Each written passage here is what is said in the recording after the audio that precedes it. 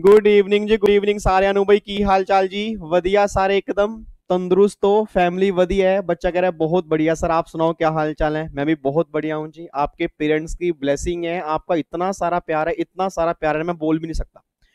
और जो लास्ट दो वीडियोस में आपने प्यार दिखाया है ना सर, मतलब ऐसा मन कर रहा है कि पूरी फैमिली को ना जप्फी डाल लूं।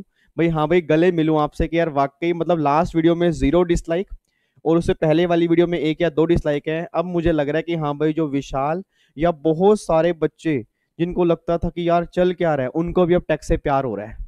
बस यही मेरी जिंदगी की सफलता है सर, यही मेरी जिंदगी की सफलता है कि अगर उनको टैक्स से प्यार हो जाए ना, मुझे और क्या चाहिए बताओ। मतलब मैं चाहता हूँ हर एक बच्चा ना ये बोले कि सर ब्लड टेस्ट करवा लो, अंदर से ना टैक्स ही निकल रहा है हमारे, एक दिन वो ऐसा आ जाए। चलो इधर सुनो ध्यान से। अच्छा, एक तो सभी को मदर्स डे की बहुत बहुत शुभकामनाएं जी। आपको नहीं, आपकी मम्मियों को। बच्चा कह रहा है हम कोई मम्मी थोड़े, हमें शुभकामनाएं क्यों दे रहे हो, हमारी मम्मियों को। तो हाँ, आपकी मम्मियों को मदर्स डे की बहुत बहुत शुभकामनाएं। मेरी तरफ से उन्हें बहुत सारा प्यार देना, उनके चरणों को स्पर्श करना और उनसे ब्लेसिंग लेना मेरे लिए पक्का। कि विवेक सर को मतलब एक ब्लेसिंग दें कि वो हमारे लिए काम करते रहें, हमें मोटिवेट करते रहें और हमें उस मुकाम तक पहुंचाए जिस मुकाम पे हम जाना चाहते हैं। अगर आपके मदर्स की ब्लेसिंग मेरे साथ रहेंगी ना, तो कमाल हो जाएगा, इतिहास रच देंगे। बच्चा कहता है सर मम्मी के बारे में कोई 2 लाइनें ही बोल दो आज आप, फिर आप स्टूडेंट दरबार स्टार्ट कर लेना। वैसे तो मैंने अपने स्टेटस पे डाला था कि मैं मतलब उनके बारे में क्या लिखूं, मतलब मैं अपनी माँ के बारे में क्या लिखूं या आपकी माँ के बारे में क्या लिखूं जिन्होंने हमें खुद लिखा है। बट मैं 2 लाइनें बोलना चाहता हूँ सर, 2 लाइनें बोलना चाहता हूँ, उसके बाद फिर हम स्टूडेंट दरबार स्टार्ट करेंगे। तुम मिल गई हो तो खुदा भी नाराज है मुझसे। नालायको वाह वाह बोला करो, वाह वाह ऐसे करा करो, वाह वाह वाह ऐसे, हाँ। तुम मिल गई हो तो खुदा भी नाराज है मुझसे, कहता है अब तो कुछ मांगता ही नहीं है मुझसे। तुम मिल गई हो तो खुदा भी नाराज है मुझसे, कहता है अब तो कुछ मांगता ही नहीं है मुझसे। अब मुझे खुद बताओ, जब खुदा ने ही मुझे खुदा को दे दिया तो मैं खुदा से क्या मांगू। सर अब खुदा ने ही मुझे खुदा को दे दिया तो मैं खुदा से क्या मांगू। ये सभी मदर्स के लिए है। Happy mothers day once again. अपनी ब्लेसिंग हमेशा बनाए रखना। आपकी ब्लेसिंग के बिना हम बच्चे नहीं आगे बढ़ सकते, बस इतना तो मुझे पता है कि आपकी ब्लेसिंग के बिना हम कुछ भी नहीं कर सकते। ठीक है, चलो जी। तो आज हमारे फाइनली स्टूडेंट दरबार का सेशन नंबर 26 आज हम स्टार्ट करने जा रहे हैं जी। और आज हमें हाउस प्रॉपर्टी के क्वेश्चन करने हैं जो मैंने आपको होमवर्क दिए थे जी। और हाउस प्रॉपर्टी का चैप्टर पूरा आज हम रिवाइज कर लेंगे। फिर कल मंडे को शाम को हाउस प्रॉपर्टी के एमसीक्यूज की प्रैक्टिस करेंगे। और जो एमसीक्यूज होंगे कल मैं दोपहर तक टेलीग्राम चैनल पे डाल दूंगा। अगर आपको प्रैक्टिस करने हैं उससे पहले प्रैक्टिस कर लेना, नहीं तो मेरे साथ करना। आंसर मैं नहीं दूंगा, आंसर हम कल शाम को डिस्कस करेंगे। ठीक है। अच्छा, बच्चा कह रहे हैं सर जो कल क्वेश्चन दिए थे आपने, तो उसमें क्या हमारे सारे आंसर सही हैं। ये लगा लो इतना ज्यादा कंपटीशन था ना गलत और सही के बीच में। मतलब कभी कभी सही वाले आगे निकल रहे थे, कभी कभी गलत वाले कह रहे थे कि तुम आगे कैसे निकल सकते हो, हम गलत करके दिखाएंगे। बराबर का कंपटीशन था। तो मैं सारे बच्चों के नाम तो नहीं लिख पाया, बट मैंने काफी सारे बच्चों के नाम लिखे हैं जिनके सही हैं, पहले मैं उनके नाम ले रहा हूं। फिर ऐसे नालायक बच्चे जिनके गलत हैं मैं उनके भी नाम लूंगा, ताकि अगली बार से वो गलती ना करके आए। ठीक है जी। तो जिनके सही हैं पहले मैं उनके नाम ले रहा हूं जी। एक बार चेक कर लेना किन किन के आंसर सही हैं, और जिनका नाम नहीं लूंगा गुस्सा मत होना सर, आपका नाम मैंने दिल में लिखा हुआ है, आपके आंसर सही हैं मतलब सही है। लो जी, सबसे पहला बच्चा जी प्रखर, स्नेह, ऋषिका, प्रवेश, अभिनव, भावना, अपूर्व, करुणा, जसप्रीत, योगेश, दीपशिखा, वंदना, आकांक्षा, मधुरिमा, दृष्टि, साक्षी, श्रुति और जानवी। और कमाल तो तब हो गया जब इंडिया के इतने बड़े 2 सिंगर्स ने मेरी क्लास देखी और उनके आंसर भी सही हैं। एक बच्चे का नाम था अरिजीत और एक बच्चे का नाम था जुबिन नोटियाल। मुझे नहीं पता नालायक कौन से बच्चे हैं, मतलब अरिजीत सिंह और जुबिन नोटियाल, इन दोनों ने मेरी क्लास देखी ना, जिंदगी मेरी सफल हो गई जी। उसके बाद देखो जो नालायक बच्चे जिनके आंसर गलत हैं जी। अब जिनके आंसर गलत है उनके नाम ले रहा हूं जी। चांदनी, आशीष, अमन, जोली, जानवी, कोमल, मुस्कान, अंकिता, उसके बाद दीपांशी, उसके बाद हिमांशी, शोरिल, शुभम, नंदनी, नेहा, निशा। ये सब नालायक बच्चे हैं जिन्होंने आंसर गलत दिए हैं। ठीक है जी। अब मैं आंसर आपको दिखा रहा हूं जी। आंसर उसको डिस्कस करेंगे। एक बार चेक करना जिनके सारे सही हैं, जिनके सारे सही हैं इट मीन ये वाला पॉइंट समझ में आ गया। और जिनसे गलतियां हुई हैं चेक करना गलती हुई कहां है। ठीक है जी। इधर देखो ध्यान से। पहले अब मैं एक बार आंसर दिखाने से पहले ना मैं चाहता हूं एक बार फटाफट से हम हाउस प्रॉपर्टी की 5 मिनट में रिवीजन कर लें। इतने फटाफट से सारे बच्चों को बोल दो जी।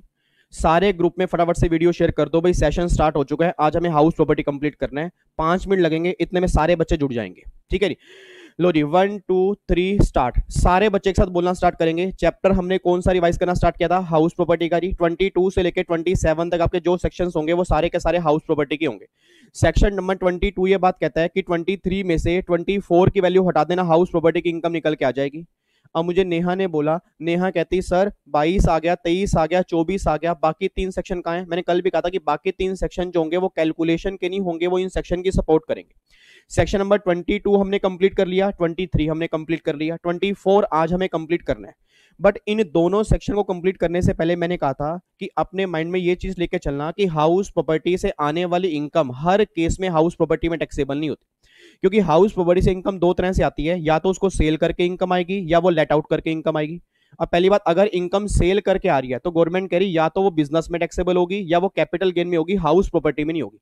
सर मेरे पापा का ना बिजनेस है घर सेल परचेस करने का, तो पापा को जो बिजनेस आएगी वो बिजनेस हेड में टैक्सेबल होगी। सर मेरे पापा का बिजनेस नहीं है, मेरे पापा के पास 2 घर थे, एक घर में रहते हैं, एक घर पापा ने बेच दिया, तो आपके पापा की इनकम कैपिटल गेन की है। एक बच्चा कहता है सर मेरे पापा का बिजनेस ना सेल परचेस करने का नहीं है, प्रॉपर्टी किराए पर देने का है, तो आपके पापा की इनकम किसकी होगी? पीजीपी की होगी। अगर मेरे फादर का बिजनेस रेंटल इनकम आ रही है, उनका बिजनेस किराए पर देने का नहीं है, फिर कहीं जाके वो इनकम हाउस प्रॉपर्टी में टैक्सेबल होगी, बस ये बात ध्यान देना। तो हाउस प्रॉपर्टी में पहली बात रेंटल इनकम आएगी, और रेंटल इनकम भी तब टैक्सेबल होगी अगर हमारा बिजनेस किराए पर देने का नहीं होगा। फिर ये सारी बातें कंप्लीट करने के बाद जी हमने सेक्शन नंबर 22 स्टार्ट किया। जब मैं सेक्शन नंबर 22 के पास गया, सेक्शन नंबर 22 ने बोला जी हाउस प्रॉपर्टी के चैप्टर में एनुअल वैल्यू जो होती है वो टैक्सेबल होगी और ओनर के हाथ में टैक्सेबल होगी। अब एक बच्चे के मन में डाउट क्या है, प्रॉपर्टी में क्या आएगा? तो गवर्नमेंट ने कहा प्रॉपर्टी में एनी बिल्डिंग और ऐसी लैंड जो बिल्डिंग से अटैच होगी वो यहाँ पे कवर होगी, वेकेंट लैंड यहाँ पे कवर नहीं होगी। अच्छा फिर एक बात और बताओ जी, अब ये बिल्डिंग हो गया या लैंड अपर्टेंट देयर टू हो गया, इसकी एनुअल वैल्यू ओनर के हाथ में टैक्सेबल करनी है।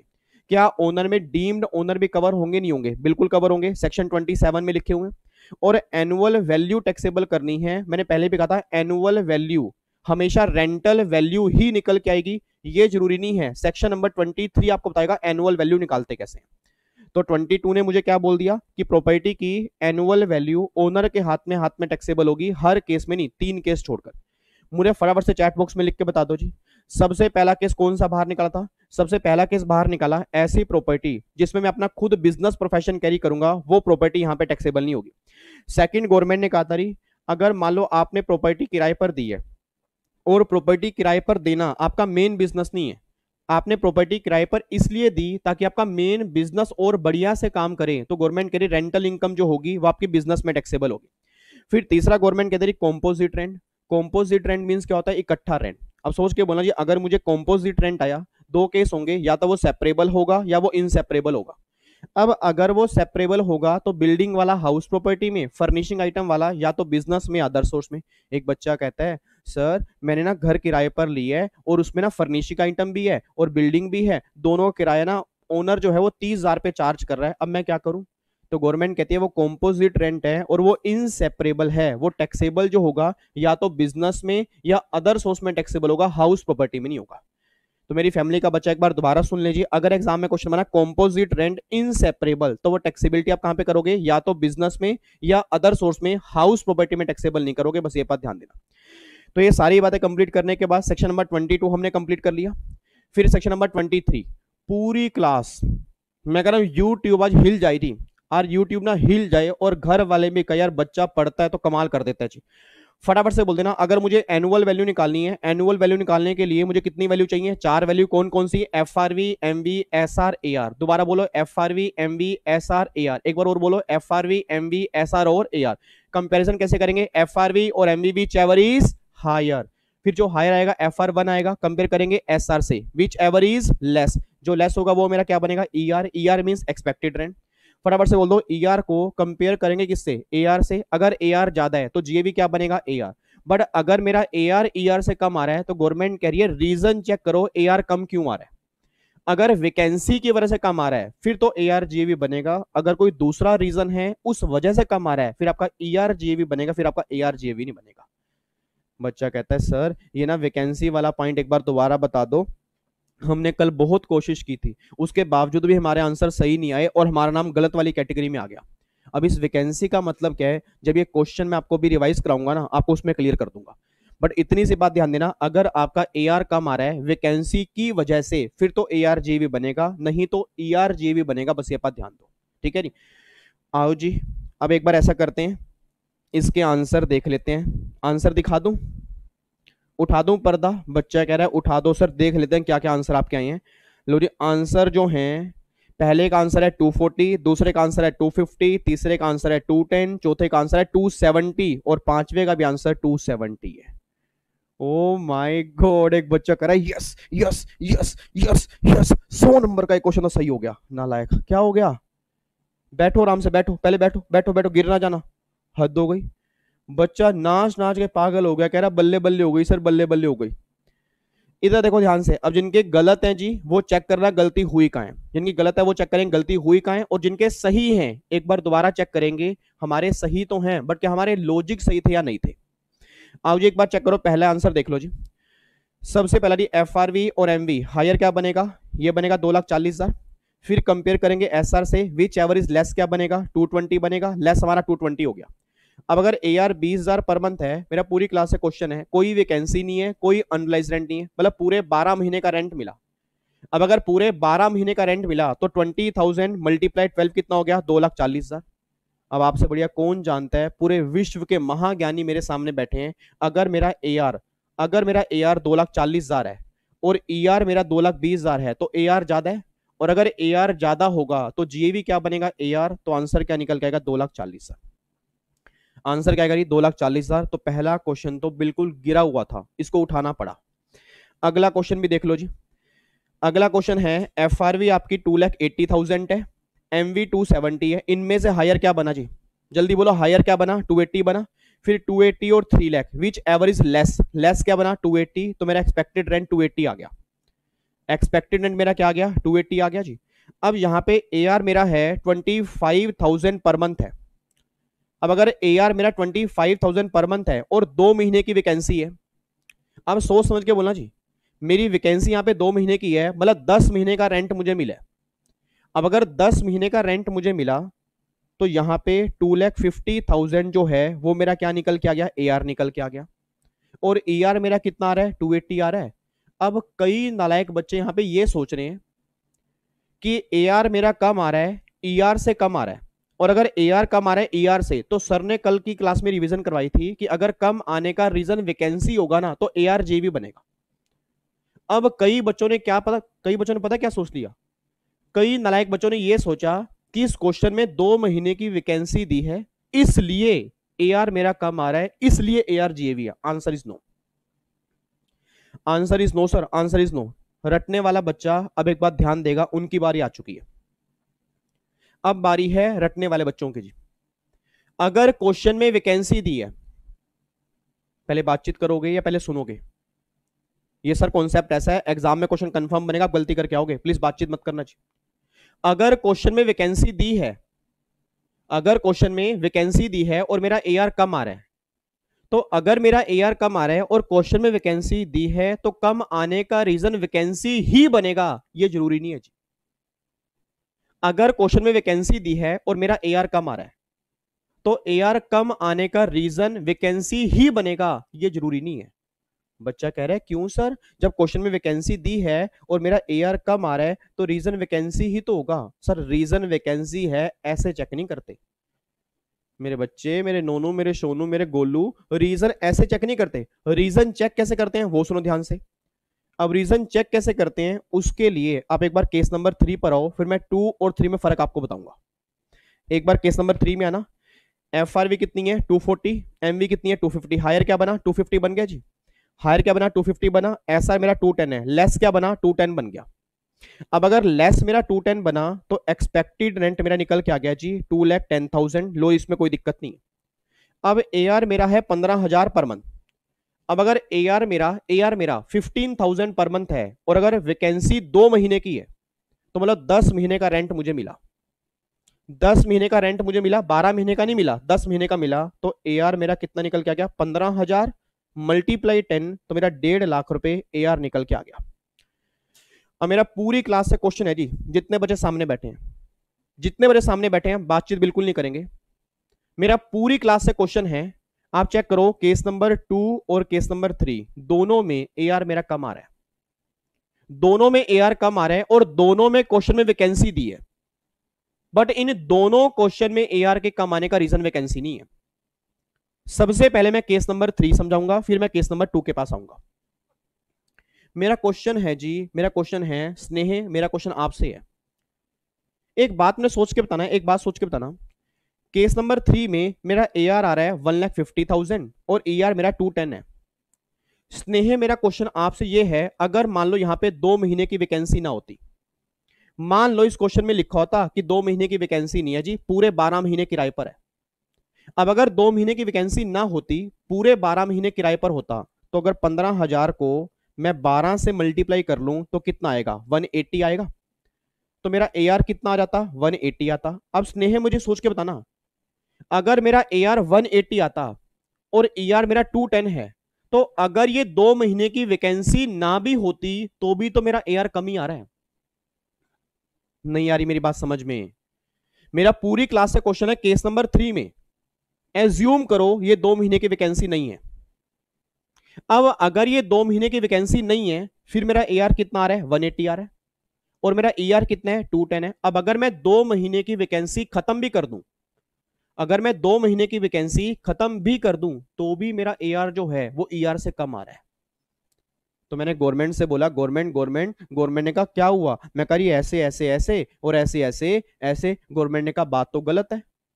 कह रहे बात तो गलत है, तू हमसे झूठ बोल रहा है, तू हमसे झूठ बोल रहा है, तेरी इतनी हिम्मत। मैंने कहा झूठ मैं कहां बोल रहा हूं, क्योंकि मेरा ए आर 150 आ रहा है और ई आर मेरा 210 है, तो मेरा ए आर जो है ना वो जीएवी बनेगा। कह रहे ए आर क्यों बनेगा भाई, ए आर अगर कम आ रहा है ई आर से तो वो जीएवी तब बनता है अगर रीजन वैकेंसी हो। मैं कहा वैकेंसी मेरी 2 महीने की है तो है। अब गवर्नमेंट मुझे कह रही है विवेक कि वैकेंसी होने से कुछ नहीं होता, वैकेंसी होने से कुछ नहीं होता, रीजन वैकेंसी होना चाहिए। तो मैंने कहा रीजन वैकेंसी होना चाहिए मतलब, तो गवर्नमेंट कह रही विवेक अगर ये 2 महीने की वैकेंसी ना होती तो तेरा ए आर 180 आता, तो भी तो ई आर से कम ही आता। मैं कहा यार बात तो सही है भाई, अगर मान लो 2 महीने की वैकेंसी खत्म भी कर दूं तो भी मेरा ए आर कम आ रहा है, तो मैं कैसे बोल दूं कि ए आर के कम आने का रीजन वैकेंसी है? मैं कैसे बोल दूं ए आर के कम आने का रीजन वैकेंसी है? अब वंदना कह रही है सर फिर केस नंबर 2 जो है, केस नंबर 2 जो है वहां आप कैसे कह रहे हो रीजन वैकेंसी है? वंदना एक बात मुझे बताना, केस नंबर 2 में आपका ए आर कितना आ रहा है, 250 आ रहा है। केस नंबर 2 में ए आर कितना आ रहा है, 250 आ रहा है। मेरा वंदना आपसे ही क्वेश्चन है, अगर केस नंबर 2 में ये 2 महीने की वैकेंसी ना होती ना, तो मेरा ए आर 3 लाख आता। 3 लाख कैसे आता? अगर मैं 25,000 पर मंथ को 12 से मल्टीप्लाई करूं, मेरा 3 लाख आता। और मेरा ई आर कितना है, 280, तो मेरा ए आर जो है वो ई आर से ज्यादा हो जाता। ठीक है, अभी तो मेरा ए आर कम आ रहा है, अभी ए आर कम आ रहा है, बट मैं कह रहा हूं अगर वैकेंसी ना होती, अगर वैकेंसी ना होती तो मेरा ए आर ई आर से भी ज्यादा हो जाता। अब मेरा ए आर कम आ रहा है, इसलिए रीजन वैकेंसी है। अच्छा, जिनके आंसर अब गलत थे अब वो कह रहे हैं भाई तेने समझ में आ रहा क्या? मैंने तो कुछ समझ में ना आ रहा, मैंने तो ये समझ में आ रहा था कि भैया अगर क्वेश्चन में वैकेंसी दी होगी तो रीजन वैकेंसी बनेगा। अब दूसरे बच्चे उन बच्चों को समझा रहे हैं, अरे ना भाई ना, ऐसा मत बोल दियो, अगर क्वेश्चन में वैकेंसी दी है हमेशा रीजन वैकेंसी बनेगा जरूरी नहीं है, तेरे को चेक करना पड़ेगा। अब वो चेक कैसे करेंगे जी, दोबारा बोलो, चेक कैसे करेंगे? चेक कैसे करेंगे, अगर वैकेंसी ना होती तो क्या होता, अगर ये वैकेंसी ना होती तो क्या होता, अगर वैकेंसी ना होती फिर भी मेरा ए आर कम आ रहा है। सर अगर वैकेंसी ना होती फिर भी मेरा ए आर कम आ रहा है और पहले भी ए आर कम आ रहा है, तो रीजन वैकेंसी नहीं है। बट अगर वैकेंसी ना होती, अगर वैकेंसी ना होती फिर मेरा ए आर ज्यादा आता, अब मेरा कम आ रहा है, तो रीजन वैकेंसी है। तो मेरे बच्चों, मेरे गुलदस्तों, मेरे गुलाब के बच्चों, एक बात सोच के बताओ, अब केस नंबर 2 में, केस नंबर 2 में यहां 250 है और यहां पे 2,80,000 है। अब यहां पे वैकेंसी ना होती तो ए आर ज्यादा आता, अब कम आ रहा है, तो रीजन वैकेंसी है, इसलिए यहां पे जे भी बना 2,50,000। ठीक है, बट यहां पे केस नंबर 3 में रीजन वैकेंसी नहीं है सर, क्योंकि अगर वैकेंसी ना होती फिर भी मेरा ए आर कम आता, तो मैं कैसे बोल दूं रीजन वैकेंसी है, that is any other reason. और अगर एनी अदर रीजन होगा तो फिर जेवी क्या बनेगा, ई आर। तो यहां पे 210 जो होगा, 210 जो होगा वो मेरा जेवी बनेगा। ठीक है जी। उसके बाद अगले में आ जाओ जी। अब अगले में आओ, अगले में तो कईयों ने कलाकारी कर रखी है जी। अब देखो जी, अगले में F R B 280, M B 260, higher क्या बन गया 280, फिर एस आर 270 है, लेस क्या बन गया 270 बन गया, लेस क्या बन गया 270 बन गया। 25,000 पर मंथ किराया है जी, और अनरियलाइज रेंट 2 महीने का है। अब जब मुझे 2 महीने का रेंट मिला ही नहीं है, हाँ जी, जब मुझे 2 महीने का रेंट मिला ही नहीं है, तो मुझे कितने महीने का रेंट मिला, 10 महीने का। तो अगर 10 महीने का रेंट मिला तो मेरा ए आर जो है वो कितना आएगा, 2,50,000 आएगा। अगर 25,000 को 10 से मल्टीप्लाई करूंगा कितना आएगा, 250 आएगा। ये मेरा आ गया ए आर, और मेरा ई आर यहाँ पे कितना आ रहा है, 270 आ रहा है। मेरा पूरी क्लास का क्वेश्चन है, ए आर मेरा कम आ रहा है सर, ए आर मेरा ई आर से कम आ रहा है। और अगर ए आर मेरा, अगर मेरा ए आर ई आर से कम आ रहा है, क्या रीजन वैकेंसी है, बोल दो यार, क्या रीजन वैकेंसी है या अनरियलाइज रेंट है, unrealised rent, that is any other reason. Sir मैंने कल आपको साफ साफ शब्दों में कहा था कि अगर एआर के कम आने का रीजन वैकेंसी होगा फिर एआर जेवी बनेगा, अगर कोई दूसरा रीजन होगा ना फिर आपका ईआर बनेगा। तो भैया गवर्नमेंट कह रही है तुझे रेंट रियलाइज नहीं हुआ, एक बच्चा कहता है हाय हाय हार्डशिप हो गई, हार्डशिप हो गई। गवर्नमेंट कह रही है तूने रेंट उसे रियलाइज नहीं किया, हमारी गलती क्या भाई? भाई तू तो कल बोल देगा मेरे को तो 12 महीने का रेंट रियलाइज नहीं हुआ, मेरी तो एनुअल वैल्यू नहीं लाएगी। भाई सिंपल सी बात है, तूने उसे रेंट रियलाइज नहीं किया, उसको हम क्यों बियर करें? हाँ तेरा घर खाली पड़ा था, वो बात समझ में आती है, बट तूने रेंट उसे रियलाइज नहीं किया ना, उसका रीजन हम चेक नहीं करेंगे। तो अगर उस वजह से तेरा ए आर कम आ रहा है तो भैया ई आर ही जीएवी बनेगा, फिर ए आर जीएवी नहीं बनेगा। तो यहाँ पे जीएवी क्या बनेगा जी, ई आर, और ई आर मेरा कितना है 270, तो जीएवी बन गया 270, क्योंकि रीजन जो है वो वैकेंसी नहीं है। अगले में तो कईयों ने कमाल कर दिया जी। अगले में देखो जी, 3 लाख और 3,20,000, हायर क्या बना 3,20,000, हायर क्या बना 3,20,000, फिर एस आर 3,10,000 है, लेस क्या बना 3,10,000, तो यहाँ पे ई आर मेरा आ गया 3,10,000। लो जी मैंने यहाँ पे लग दिया, ई आर मेरा आ गया 3,10,000 पे, मेरा ई आर निकल के आ गया 3,10,000। अब बच्चा कहता है सर ए आर यहाँ पे कितना आ रहा है, ए आर देख लेते हैं, 30,000 पर मंथ है जी, 30,000 पर मंथ है, 2 महीने की वैकेंसी है और 1 महीने का रेंट नहीं मिला। 2 महीने की वैकेंसी है, 1 महीने का रेंट मिला नहीं, मतलब 3 महीने का रेंट मुझे टोटल जो है मुझे काउंट नहीं करना, क्यों, मुझे 9 महीने का ही रेंट मिला। भाई 2 महीने तो घर खाली पड़ा रहा, अब अगर 12 में से 2 महीने गए 10 महीने रह गए, उसमें से 1 महीने का रेंट मुझे मिला नहीं, कितने महीने का मिला 9 महीने का। तो अगर 30,000 को 9 से मल्टीप्लाई करूंगा तो मेरा ए आर जो है वो आएगा जी 270। मेरे सवालों का जवाब दो, मेरे सवालों का जवाब दो जी, जो ये नालायक बच्चे हैं, चांदनी, आशीष, उसके बाद जानवी, कोमल, मुस्कान, अंकिता, उसके बाद हिमांशी, शोरिल, शुभम, नंदनी, नेहा और निशा, ये सब नालायक बच्चे हैं जिन्होंने आंसर गलत किया जी। आपसे ही मेरा क्वेश्चन है, एक बात मैंने सोच के बोलना, ए आर मेरा आ रहा है 270, ई आर मेरा 3,10,000 है। अब अगर मेरा ए आर ई आर से कम आ रहा है तो ये चेक करो रीजन वैकेंसी है या नहीं।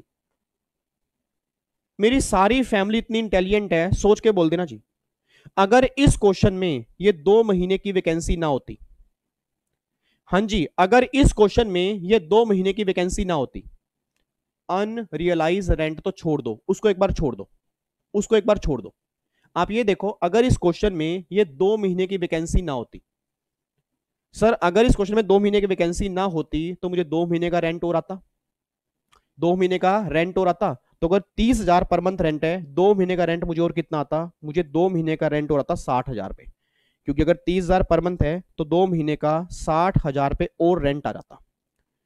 अब मैं ये चेक कर रहा हूं जी, अगर ये 2 महीने की वैकेंसी ना होती, अगर ये 2 महीने की वैकेंसी ना होती तो 60,000 पे रेंट मुझे और मिलता। आपने बोल देना 270 प्लस में 60 कितना हो गया, 3,30,000, तो मेरा ए आर, मेरा ए आर 3,30,000 हो जाता, और ई आर जो है 3,10,000 है, तो मतलब मेरा ए आर ज्यादा हो जाता, मेरा ए आर ज्यादा हो जाता। अगर वैकेंसी ना होती तो मेरा ए आर ई आर से ज्यादा हो जाता। अब कम आ रहा है, रीजन वैकेंसी है।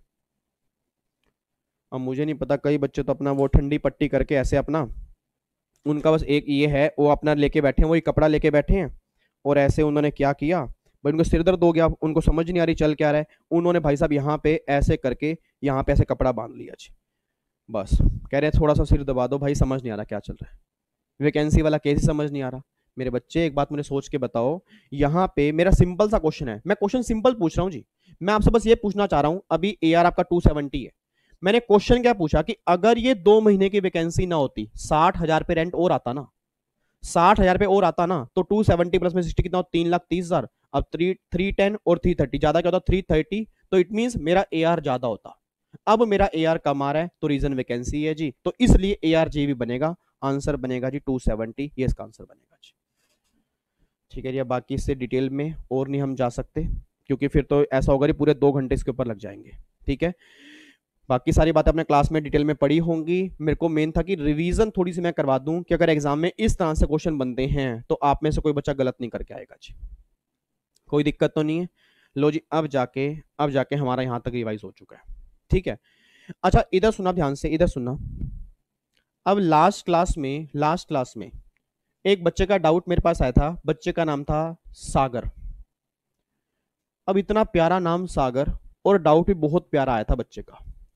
सागर का डाउट मेरे पास ये आया था, बच्चा कहता है सर, जैसे आपने हमें एनुअल वैल्यू निकालना सिखा दिया, भाई एनुअल वैल्यू कैसे निकालते हैं, बट हमें याद आ रहा है कि आपने क्लास में कहा था कि एनुअल वैल्यू हर केस में नहीं निकालते। वो केस तो आपने बताया ही नहीं। मैंने सागर को कमेंट बॉक्स में रिप्लाई नहीं किया था, आज मैं रिप्लाई कर रहा हूं जी। अब सुना ध्यान से, मैं कहना क्या चाह रहा हूं जी। अब जो भी ये एनुअल वैल्यू आपने निकालनी सीखी है, प्लीज समझ लेना जी। लास्ट पॉइंट है सेक्शन नंबर 23 का, उसके बाद हम 24 के ऊपर आएंगे जी। अब जो भी ये एनुअल वैल्यू आपने निकालनी सीखी है, ये जो एनुअल वैल्यू निकालनी सीखी है, गवर्नमेंट कह रही है विवेक, ये एनुअल वैल्यू हर केस में कैलकुलेट करोगे, 3 केस छोड़ के। ये एनुअल वैल्यू हर केस में कैलकुलेट करोगे, 3 केस छोड़ के। सबसे पहला केस, अगर कोई घर 12 महीने सेल्फ ऑक्यूपाइड है, उस घर की एनुअल वैल्यू तुम नील मान लोगे। मतलब जिस घर में हम 12 महीने खुद रह रहे हैं, मैं दोबारा बोलूंगा, 12 महीने कह रहा हूं सर, अगर एक दिन भी आपने घर किराए पर लगा दिया, उसकी एनुअल वैल्यू नील नहीं मानेंगे, फिर वैल्यू कैलकुलेट करनी पड़ेगी। एक बच्चा कहता है सर, भाई अभी ये घर हमने किराए पर दिया हुआ था, 2 महीने किराए पर था, फिर किराएदार को हमने निकाल दिया, हमने बोल दिया चल यहां से निकल, हमें यहाँ पे खुद रहना है, और हम 10 महीने यहाँ पे खुद रह रहे हैं, और 2 महीने हमने घर किराए पर दिया, तो क्या एनुअल वैल्यू नील नहीं बनेगी? गवर्नमेंट कहती नहीं, उसकी एनुअल वैल्यू कैलकुलेट करेंगे। मतलब सबसे पहला केस जी, अगर 12 महीने, अगर घर होली सेल्फ ऑक्यूपाइड है, उस केस में मानेंगे नील। दूसरा, अगर कोई घर 12 महीने खाली पड़ा रहा है, मतलब 12 महीने बिल्कुल खाली घर, कोई भी नहीं था उसके अंदर। याद करो सैलरी का चैप्टर, खाली घर मतलब भूत बंगला, ऐसे ऐसे आवाजें आती है ना, जैसे आप दरवाजा खोलते मूवीज में आपने देखा होगा, एक ऐसी मूवी, ऐसी गंदी गंदी से आवाजें आती हैं। अब सोच के बोलना, अगर 12 महीने घर बिल्कुल खाली पड़ा रहा है, गवर्नमेंट कह रही जब 12 महीने घर खाली पड़ा रहा, उसमें तुम्हें कोई किराया आया नहीं, इसलिए उसकी एनुअल वैल्यू भी नील मान लेंगे। और तीसरा केस होता है, अगर कोई घर डीम्ड सेल्फ ऑक्यूपाइड है। डीम्ड सेल्फ ऑक्यूपाइड का मतलब क्या है कि मान लो आप बाहर कहीं शिफ्ट हो गए, आपकी ट्रांसफर कहीं बाहर हो गई बिजनेस या प्रोफेशन पर्पस के लिए, अब जो ये वाला घर है, ये घर खाली पड़ा है, ये घर खाली पड़ा है, आप इसमें रह नहीं रहे हो बट घर खाली पड़ा है, तो गवर्नमेंट कह रही इस घर को भी हम डीम्ड सेल्फ ऑक्यूपाइड मान के इसकी एनुअल वैल्यू नील मान लेंगे।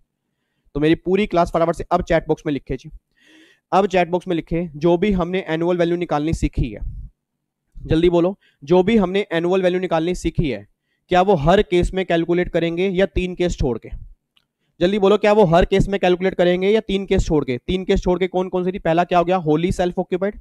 दोबारा बोलो, पहला क्या हो गया, होली सेल्फ ऑक्यूपाइड। फिर एक बार बोलो, पहला क्या हो गया, होली सेल्फ ऑक्यूपाइड। दूसरा क्या हो गया, होली वेकेंट। और तीसरा क्या हो गया, डीम्ड सेल्फ ऑक्यूपाइड। इन तीनों केस में नील मानेंगे और बाकी सब केस में एनुअल वैल्यू कैलकुलेट करेंगे। अब एक बच्चा कहता है सर, मेरे पापा के पास ना 4 घर हैं, मेरे पापा के पास 4 घर हैं, और एक घर में हम खुद रह रहे हैं, एक घर में खुद रह रहे हैं, और पापा कह रहे हैं मैं 3 घर को दिखा दूंगा, उसमें भी हम ही रह रहे हैं। भाई एक में मेरा भाई रह रहा है, मतलब मेरे चाचा रह रहे हैं, एक में मेरे ताऊ रह रहे हैं, एक में ये लोग रह रहे हैं, मतलब उसको भी ना हम सेल्फ ऑक्यूपाइड दिखा देंगे, उसकी एनुअल वैल्यू मान देंगे नील, तो गवर्नमेंट को तो नुकसान हो जाएगा। भाई सिंपल सी बात है, उसमें वैसे कोई रह नहीं रहा, बट गवर्नमेंट, बच्चे कह रहे हैं कि मेरे पापा बोल रहे हैं उसको मान लेंगे सेल्फ ऑक्यूपाइड। तो गवर्नमेंट कह रही है विवेक, जो सेल्फ ऑक्यूपाइड घर की एनुअल वैल्यू नील मानेंगे ना, ऐसा नहीं है कितने ही घर की मान लेंगे। आज से 1 साल पहले यहां पे ऑप्शन था एक घर का, अब यहां पे एक घर की बजाय हो चुका है 2 घर का। मतलब अगर आपके पास 10 घर हैं, आप कह रहे हो कि मेरे पास 10 घर सेल्फ ऑक्यूपाइड हैं, तो 10 में से कोई भी 2 घर बता दो, उसकी एनुअल वैल्यू नील मान लेंगे। बाकी 8 घर को डीम्ड लेट आउट मान के आपकी इनकम टैक्सेबल कर देंगे। ये बात ध्यान देना जी। अब जो सेल आपके एग्जाम में क्वेश्चन बन गया, आपके एग्जाम में क्वेश्चन बन गया कि 3 घर हैं, तीनों सेल्फ ऑक्यूपाइड हैं, कितने की एनुअल नील मानेंगे? 2 की एनुअल। और किन 2 की? More beneficial to assessee.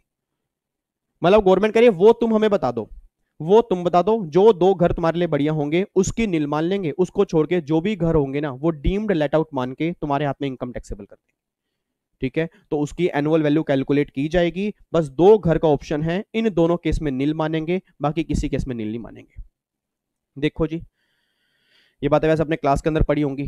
देखो ये क्या लिखा है, annual value under section 23 shall be calculated in all the cases except following 3 case.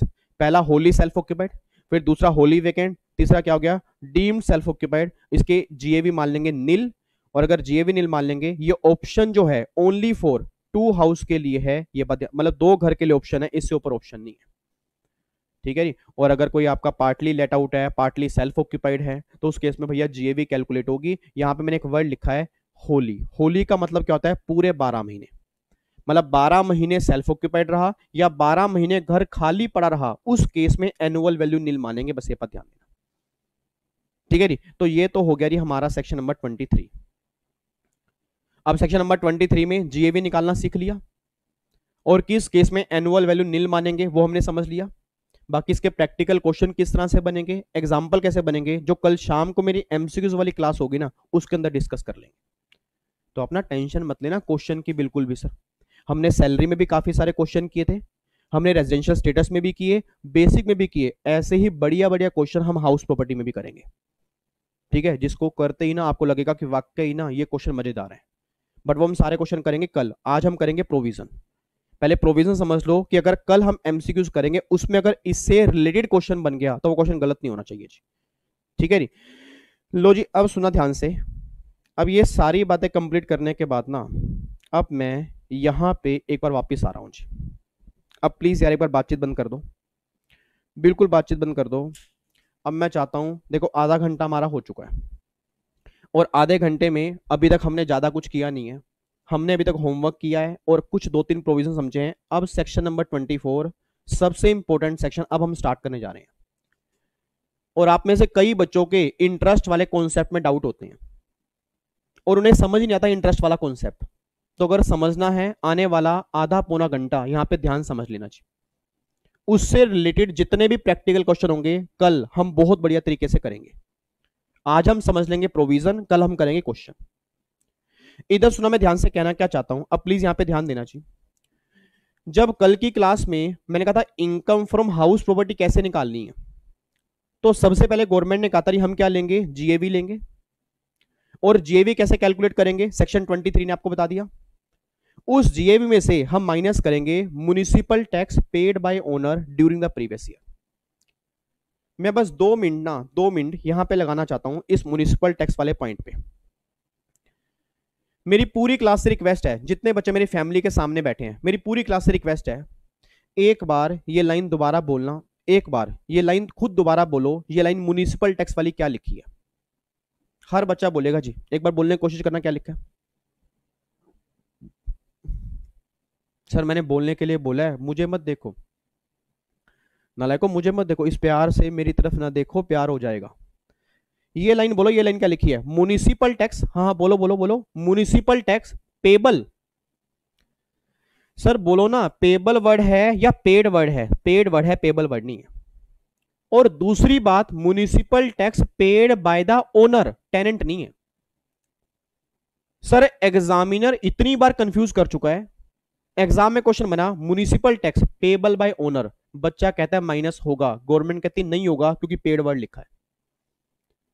Exam में क्वेश्चन बना municipal tax paid by tenant, बच्चा कहता है माइनस होगा, एग्जामिनर कहता है नहीं होगा, ओनर वर्ड लिखा है। मतलब पहली बात तो मेरी फैमिली का बच्चा ये समझ ले, म्युनिसिपल टैक्स माइनस तब होंगे अगर ओनर ने पे कर दिए होंगे। इट मींस अगर ओनर म्युनिसिपल टैक्स पे कर चुका है फिर तो माइनस करोगे, टेनेंट वाले केस में माइनस नहीं करोगे। और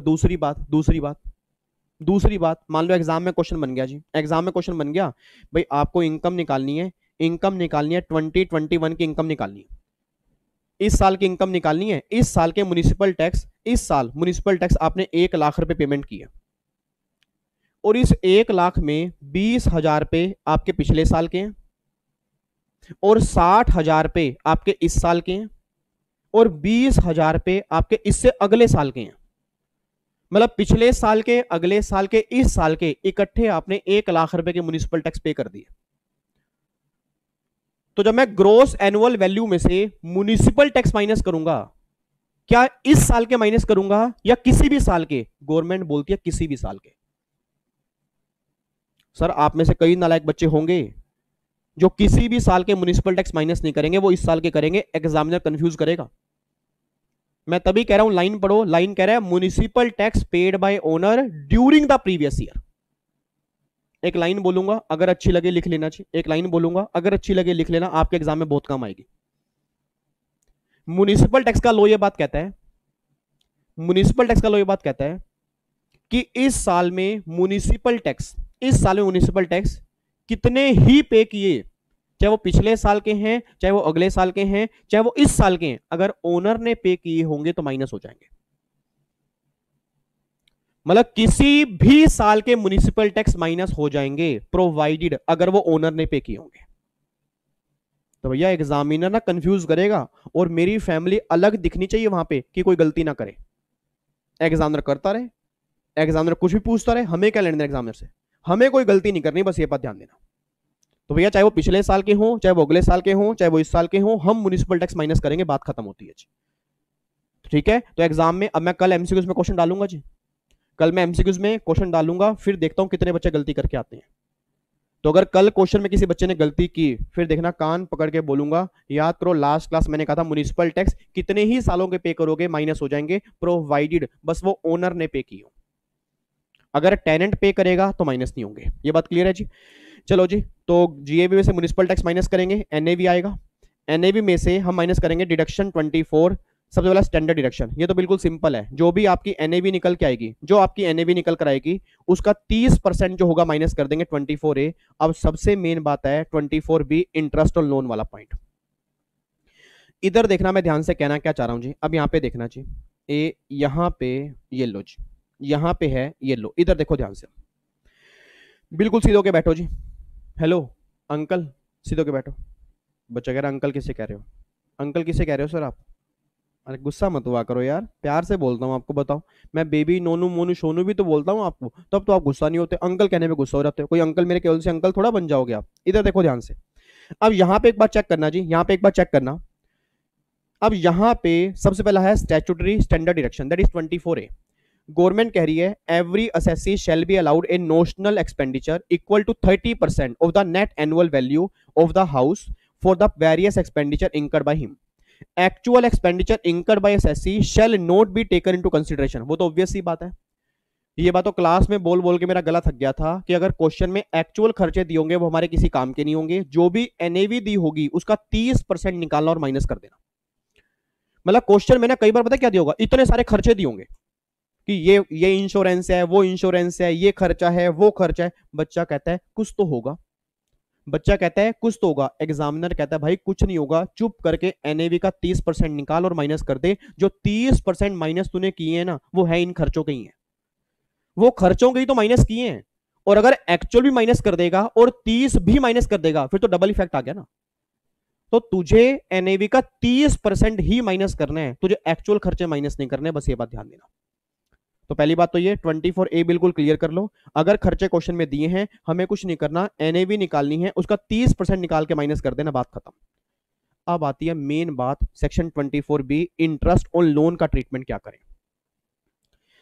इसके प्रोविजन को ध्यान समझना चाहिए, इसके प्रोविजन को ध्यान समझना, इसके क्वेश्चन हम करेंगे कल की क्लास में। इधर सुना, मैं इसको समझाने के लिए ना, इसको समझाने के लिए मैं एक दो एग्जांपल लेना चाहता हूं। मान लो जी, मान लो आपके सामने ना दो घर हैं, एक तो घर ये है और एक घर ये है, एक घर ये है। ये वाला घर है मान लो लेट आउट हाउस और ये वाला घर है सेल्फ ऑक्यूपाइड हाउस। क्या आप में से कोई सिंगल बच्चा ये बता सकता है कि इन दोनों घर में से किस केस में गवर्नमेंट को फायदा होगा? कोशिश करो बताने की। इन दोनों में से किस घर में गवर्नमेंट को फायदा होगा? किसमें? सेल्फ ऑक्यूपाइड में। इसमें फायदा होगा।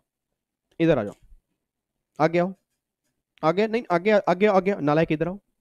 सर सेल्फ ऑक्यूपाइड फायदा कैसे होगा? इसकी तो जीएवी नील बनेगी, और अगर जीएवी ही नील बनेगी तो इनकम तो आएगी नहीं, फायदा कैसे होगा? इसमें गवर्नमेंट को नुकसान होगा, गवर्नमेंट को फायदा जो होगा वो लेट आउट वाले घर में होगा, क्योंकि वहां पे जीएवी आएगी, एनएवी आएगी, उस केस में इनकम आएगी। तो गवर्नमेंट कह रही है हमें फायदा जो है, हमें प्रॉफिट जो है वो इस केस में है, इस केस में प्रॉफिट नहीं है। अब गवर्नमेंट ने 24B में बहुत जबरदस्त लॉ बनाया। गवर्नमेंट कहते हैं विवेक कि अगर किसी पर्सन ने लोन लिया होगा, अगर किसी पर्सन ने हाउसिंग लोन लिया होगा और उस लोन से जो उसने घर परचेज किया, जो उसने घर कंस्ट्रक्ट किया, किसी की रिपेयर करवाई, रिनोवेशन कराई, अगर वो लेट आउट हाउस है, अगर वो लेट आउट हाउस है तो उस घर के लिए जो लोन लिया होगा उस पर जितना मर्जी इंटरेस्ट पे करे हम सारा माइनस कर देंगे। मतलब गवर्नमेंट ने कमाल का लॉ बनाई थी, जहां फायदा है उस केस में इंटरेस्ट की लिमिट नहीं है। सर अगर मान लो मैंने लेट आउट घर के लिए 50 लाख रुपए का लोन लिया, अगर मैं 5 लाख इंटरेस्ट पे कर रहा हूं तो क्या 5 लाख माइनस हो जाएगा? गवर्नमेंट कहती यस। अब दूसरा बच्चा कह रहा है हाँ भाई विवेक सर गलत पढ़ा रहे हैं, मैंने क्लास में पढ़ा था 2 लाख रुपए की लिमिट होती है और 30,000 रुपए की लिमिट होती है। मेरे बच्चे वो लिमिट होती है सेल्फ ऑक्यूपाइड घर में, वो लेट आउट में नहीं होती। इट मीन अगर लोन लिया और लोन लिया लेट आउट हाउस के लिए, लोन लिया लेट आउट हाउस के लिए, उस केस में कोई भी लिमिट नहीं है, जितना मर्जी इंटरेस्ट पे करो माइनस हो जाएगा जी। तो पहली बात तो ये ध्यान दो जी, पहली बात ये ध्यान दो भैया, लेट आउट घर में तो लेट आउट घर में कोई दिक्कत ही नहीं है, निश्चिंत हो जाओ। अगर क्वेश्चन में दिया इस साल आपने इंटरेस्ट पे किया 4 लाख का, 4 लाख माइनस होगा, 2 लाख का 2 लाख होगा, 1 लाख का 1 लाख होगा, 5 लाख का 5 लाख होगा, मतलब जितना मर्जी इंटरेस्ट पे करोगे माइनस होगा, उस केस में कोई भी लिमिट नहीं है। तो पहली बात तो यहां पे ये देखो जी, अगर लोन लिया घर के लिए, परचेज है, कंस्ट्रक्शन है, रिपेयर है, कहीं से भी लोन लिया हो, अगर आप उसका इंटरेस्ट पे कर रहे हो, अगर लोन लिया, देखो loan for let out house मैंने क्या लिखा है, 100% amount shall be deductible irrespective of the fact, the purpose of loan and the date of loan। मतलब चाहे लोन मैंने लिया हो लेट आउट हाउस की रिपेयर के लिए, चाहे रिनोवेशन के लिए, चाहे रिकंस्ट्रक्शन के लिए, चाहे परचेज के लिए, चाहे कंस्ट्रक्शन के लिए, किसी भी पर्पस के लिए लोन लिया हो, अगर लेट आउट घर के लिए लिया है तो 100% डिडक्शन मिलेगी, कोई भी यहां पे लिमिट नहीं है। अब आ जाओ सेल्फ ऑक्यूपाइड। अब गवर्नमेंट कहती है विवेक एक बात बता, एक बात बता भाई, तू क्या सोच रहा है, तू हमें पागल सोच रहा है? मैंने कहा नहीं मैं थोड़ा सोच रहा हूं, वो तो आप खुद ही कह रहे हो कि मैं पागल सोच रहा हूं, मेरे दिमाग में आपने ही डाला है कि मैं पागल सोच रहा हूं। कह रहे नहीं, तो फिर ये क्यों कह रहा है कि सेल्फ ऑक्यूपाइड घर में भी मेरे को इंटरेस्ट की डिडक्शन पूरी दूं? कहते एक बात बता, अगर हम देखो सेल्फ ऑक्यूपाइड घर में डिडक्शन पूरी दे देंगे तो उससे पता क्या होगा? मैं कहा क्या होगा? कहते अच्छा इतना अनजान ना बन, तुझे नहीं पता क्या होगा। मैं कहा बताओ तो सही क्या होगा। कह रहे एक बात बता, तू उसकी जीएवी नील लेगा? मैं कहा बिल्कुल नील लूंगा। कहते अगर जीएवी नील है तो तू जानता है म्युनिसिपल टैक्स की डिडक्शन नहीं मिलेगी, तो मतलब डिडक्शन मिलेगी नहीं, एनएवी कितनी आएगी? नील आएगी। मैं कहा बिल्कुल सही बात है। कह रहे 24A नील का 30% कितना आएगा? नील आएगा। मैं कहा बिल्कुल नील आएगा। कहते एक बात बता, अगर ये सब कुछ नील आ रहा है और अगर हम सारा का सारा इंटरेस्ट माइनस कर देंगे फिर तुझे लॉस आएगा।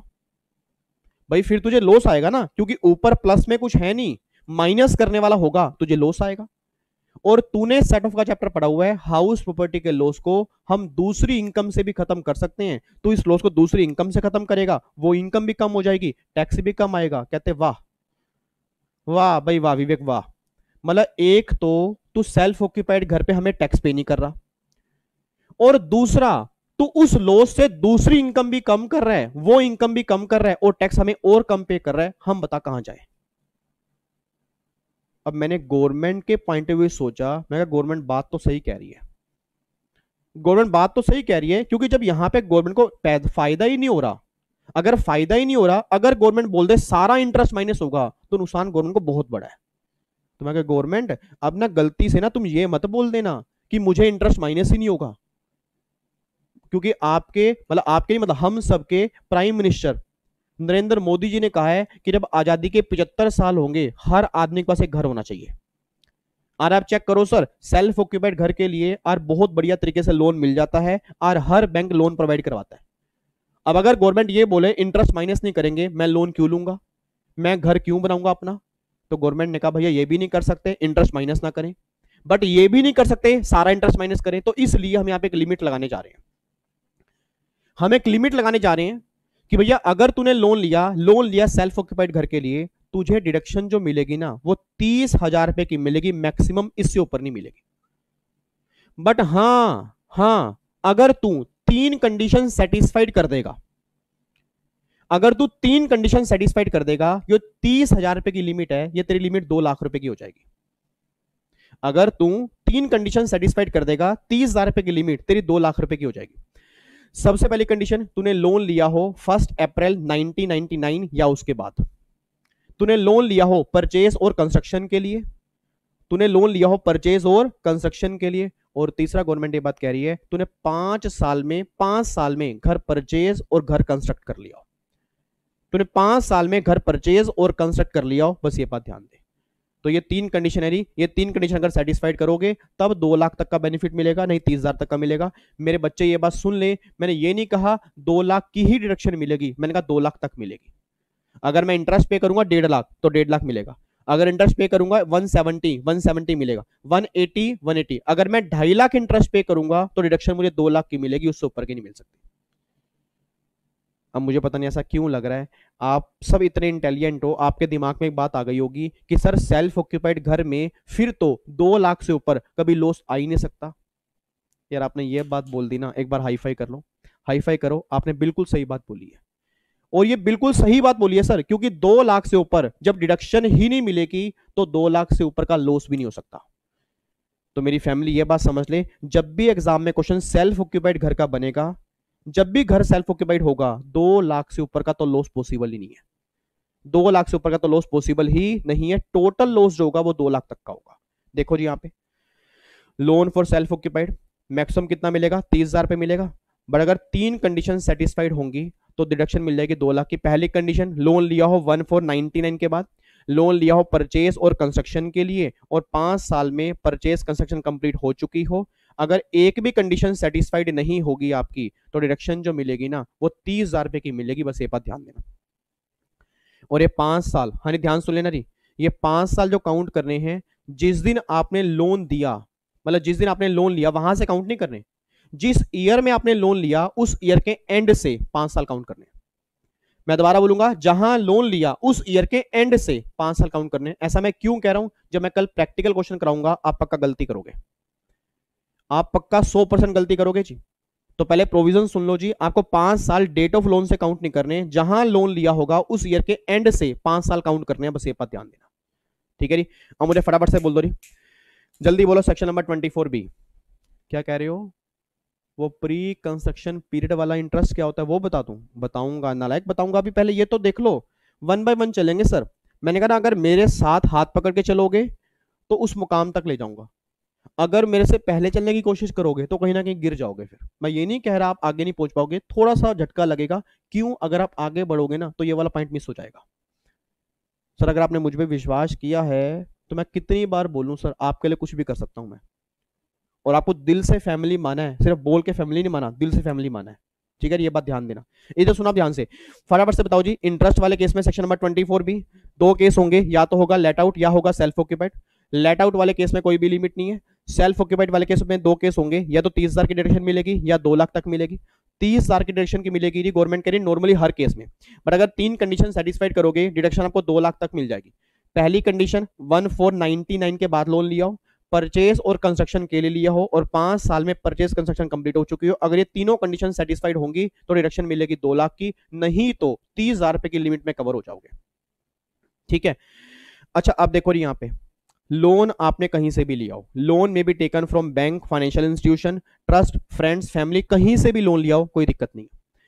इंटरेस्ट की डिडक्शन जो मिलेगी वो ड्यू बेस पे मिलेगी जी, पेड बेस पे नहीं मिलेगी, ड्यू बेस पे। इट मीन अगर इंटरेस्ट ड्यू हो चुका है, डिडक्शन आपको मिल जाएगी। Interest on interest is not allowed as deduction, मतलब आपने इंटरेस्ट पे करना था, आपने पेमेंट करने में डिले कर दिया, और अगर पेमेंट करने में डिले कर दिया, उस इंटरेस्ट पे एक और इंटरेस्ट आप पे कर रहे हो, तो जो आप एक्स्ट्रा इंटरेस्ट पे कर रहे हो उसकी आपको डिडक्शन नहीं मिलेगी। उसके बाद जी, any fresh loan is taken for repayment of earlier loan, the earlier loan was taken for the purchase of house property, then interest of fresh loan shall be allowed as deduction. इसका मतलब क्या? इसका मतलब यह है कि मान लो मैंने लोन लिया, उस लोन की रीपेमेंट करने के लिए पैसे नहीं है, उस लोन की रीपेमेंट करने के लिए पैसे नहीं है, उस लोन को रीपे करने के लिए मैंने एक फ्रेश लोन लिया, उस फ्रेश लोन पे जो इंटरेस्ट पे करूंगा उसकी भी डिडक्शन मुझे मिल जाएगी। गवर्नमेंट ये बात कहना चाह रही है। तो मान लो मैंने घर के लिए कोई लोन लिया था, अब वो लोन रीपे करने के पैसे ही नहीं है, पैसा ही नहीं है मेरे पास, अब बताओ मैं क्या करूं? अब इस लोन को रीपे करने के लिए मैंने एक फ्रेश लोन लिया, उस फ्रेश लोन पे जो इंटरेस्ट पे करूंगा गवर्नमेंट कह उसकी भी डिडक्शन मिल जाएगी, कोई दिक्कत वाली बात नहीं है। उसके बाद जी, अगर आपने लोन लिया इंडिया के बाहर से, अगर आपने लोन लिया इंडिया के बाहर से और आप बाहर इंटरेस्ट पे कर रहे हो, तो गवर्नमेंट कह रही जब आप इंटरेस्ट पे करोगे ना तो आपको डिडक्शन तभी मिलेगी अगर पेमेंट के टाइम पे टीडीएस काट के जमा करवा दोगे। याद करो, ये आपने क्लास में एक सेक्शन नंबर 25 किया होगा जी। सेक्शन नंबर 25 में क्या बताया था मैंने आपको? अगर आपने लोन लिया इंडिया के बाहर से, आप वहां इंटरेस्ट पे करोगे तो इंटरेस्ट पे अगर टीडीएस डिडक्ट करके पे कर दोगे, फिर तो इंटरेस्ट माइनस करोगे। अगर आपने टीडीएस काट के पे नहीं किया होगा तो 24B में उस इंटरेस्ट का बेनिफिट नहीं मिलेगा, बस ये बात ध्यान देना। तो वही बात यहां पे लिखी है, interest paid outside India shall not be allowed as deduction if TDS not deducted on such interest. मतलब अगर टीडीएस आपने काटा नहीं और पे नहीं किया, उस केस में इंटरेस्ट आपको माइनस नहीं होगा। अब ये वाला पॉइंट है जी, प्री कंस्ट्रक्शन पीरियड इंटरेस्ट, इसको ध्यान से पढ़ना। It means interest paid before the year in which construction was completed. इसकी डिडक्शन जो मिलती है ना, वो मिलती है 5 इक्वल इंस्टॉलमेंट के अंदर। अब ये एक्चुअल में होता क्या है, इसका प्रोविजन मैं समझा रहा हूं जी, क्वेश्चन हम डिस्कस करेंगे नेक्स्ट क्लास में। इधर सुना, मैं ध्यान से कहना क्या चाह रहा हूं, सीधे होके बैठो, जल्दी सीधे होके बैठो जी, बिल्कुल।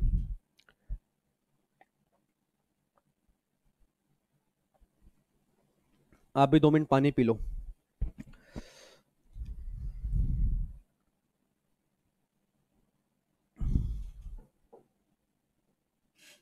पी लिया जी पानी? न लगो माथे से पट्टी तो उतार दो, क्या हो गया, दर्द हो रहा है सिर में? हाँ, इसको उतार के बैठो। चलो जी, इधर देखो ध्यान से, भी इधर देखो।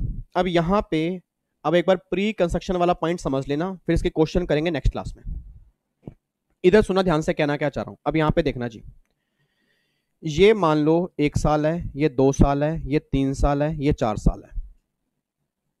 हमारे एग्जाम के लिए प्रीवियस ईयर कौन सा रेलिवेंट है? हमारे एग्जाम के लिए प्रीवियस ईयर रेलिवेंट है 20 और 21। ठीक है, ये 1920 है, ये 1819 है, और ये 1718 है। प्लीज आराम से समझ लेना, अगर अभी समझ लोगे कल के सारे क्वेश्चन सही हो जाएंगे, नहीं तो कल के सारे क्वेश्चन गलत करके आओगे। मान लेते हैं मैंने यहां पे ना, फॉर एग्जांपल मैंने 1 जुलाई 17 को मैंने लोन लिया, लोन लिया किस पर्पस के लिए? मैंने करी लोन मैंने लेना है सेल्फ ऑक्यूपाइड हाउस की परचेज के लिए। भाई मैं सेल्फ ऑक्यूपाइड घर परचेज करूंगा, और जो मैंने घर परचेज किया ना, मैंने घर परचेज किया, मान लो यहां पे मैंने घर परचेज किया, 15 सितंबर 2020 को मैंने अपना घर एक परचेज कर लिया।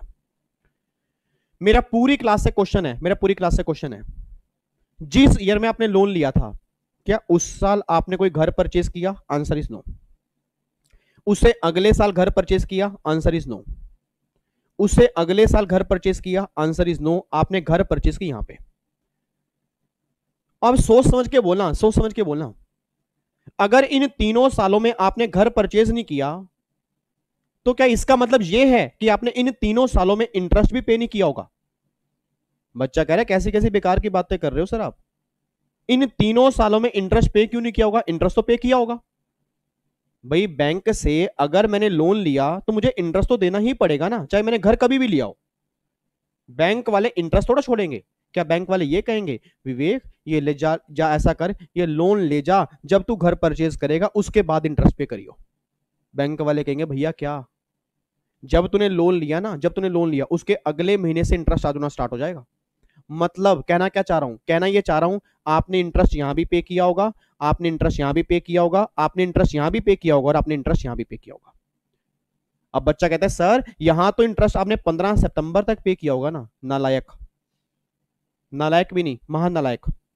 एक बात मुझे बताओ, 15 सितंबर तक इंटरेस्ट क्यों पे किया होगा? मतलब जब आपने घर परचेज कर लिया उसके बाद आप क्या इंटरेस्ट पे नहीं करोगे? सर इंटरेस्ट का देना या ना देना वो लोन की रीपेमेंट पे डिपेंड करता है, ना कि घर परचेज करने पे। क्या मैंने ये कहा है 15 सितंबर को पूरा लोन आपने चुका दिया? सर अगर 15 सितंबर को पूरे लोन की रीपेमेंट कर देता फिर इंटरेस्ट ना पे करना पड़ता। मैंने तो घर परचेज किया सर। और कई नालायक बच्चे समझ के बैठ जाते हैं कि इस साल मैं इंटरेस्ट कैलकुलेट करूंगा 15 सितंबर तक, पता नहीं कहां से पढ़ते हैं।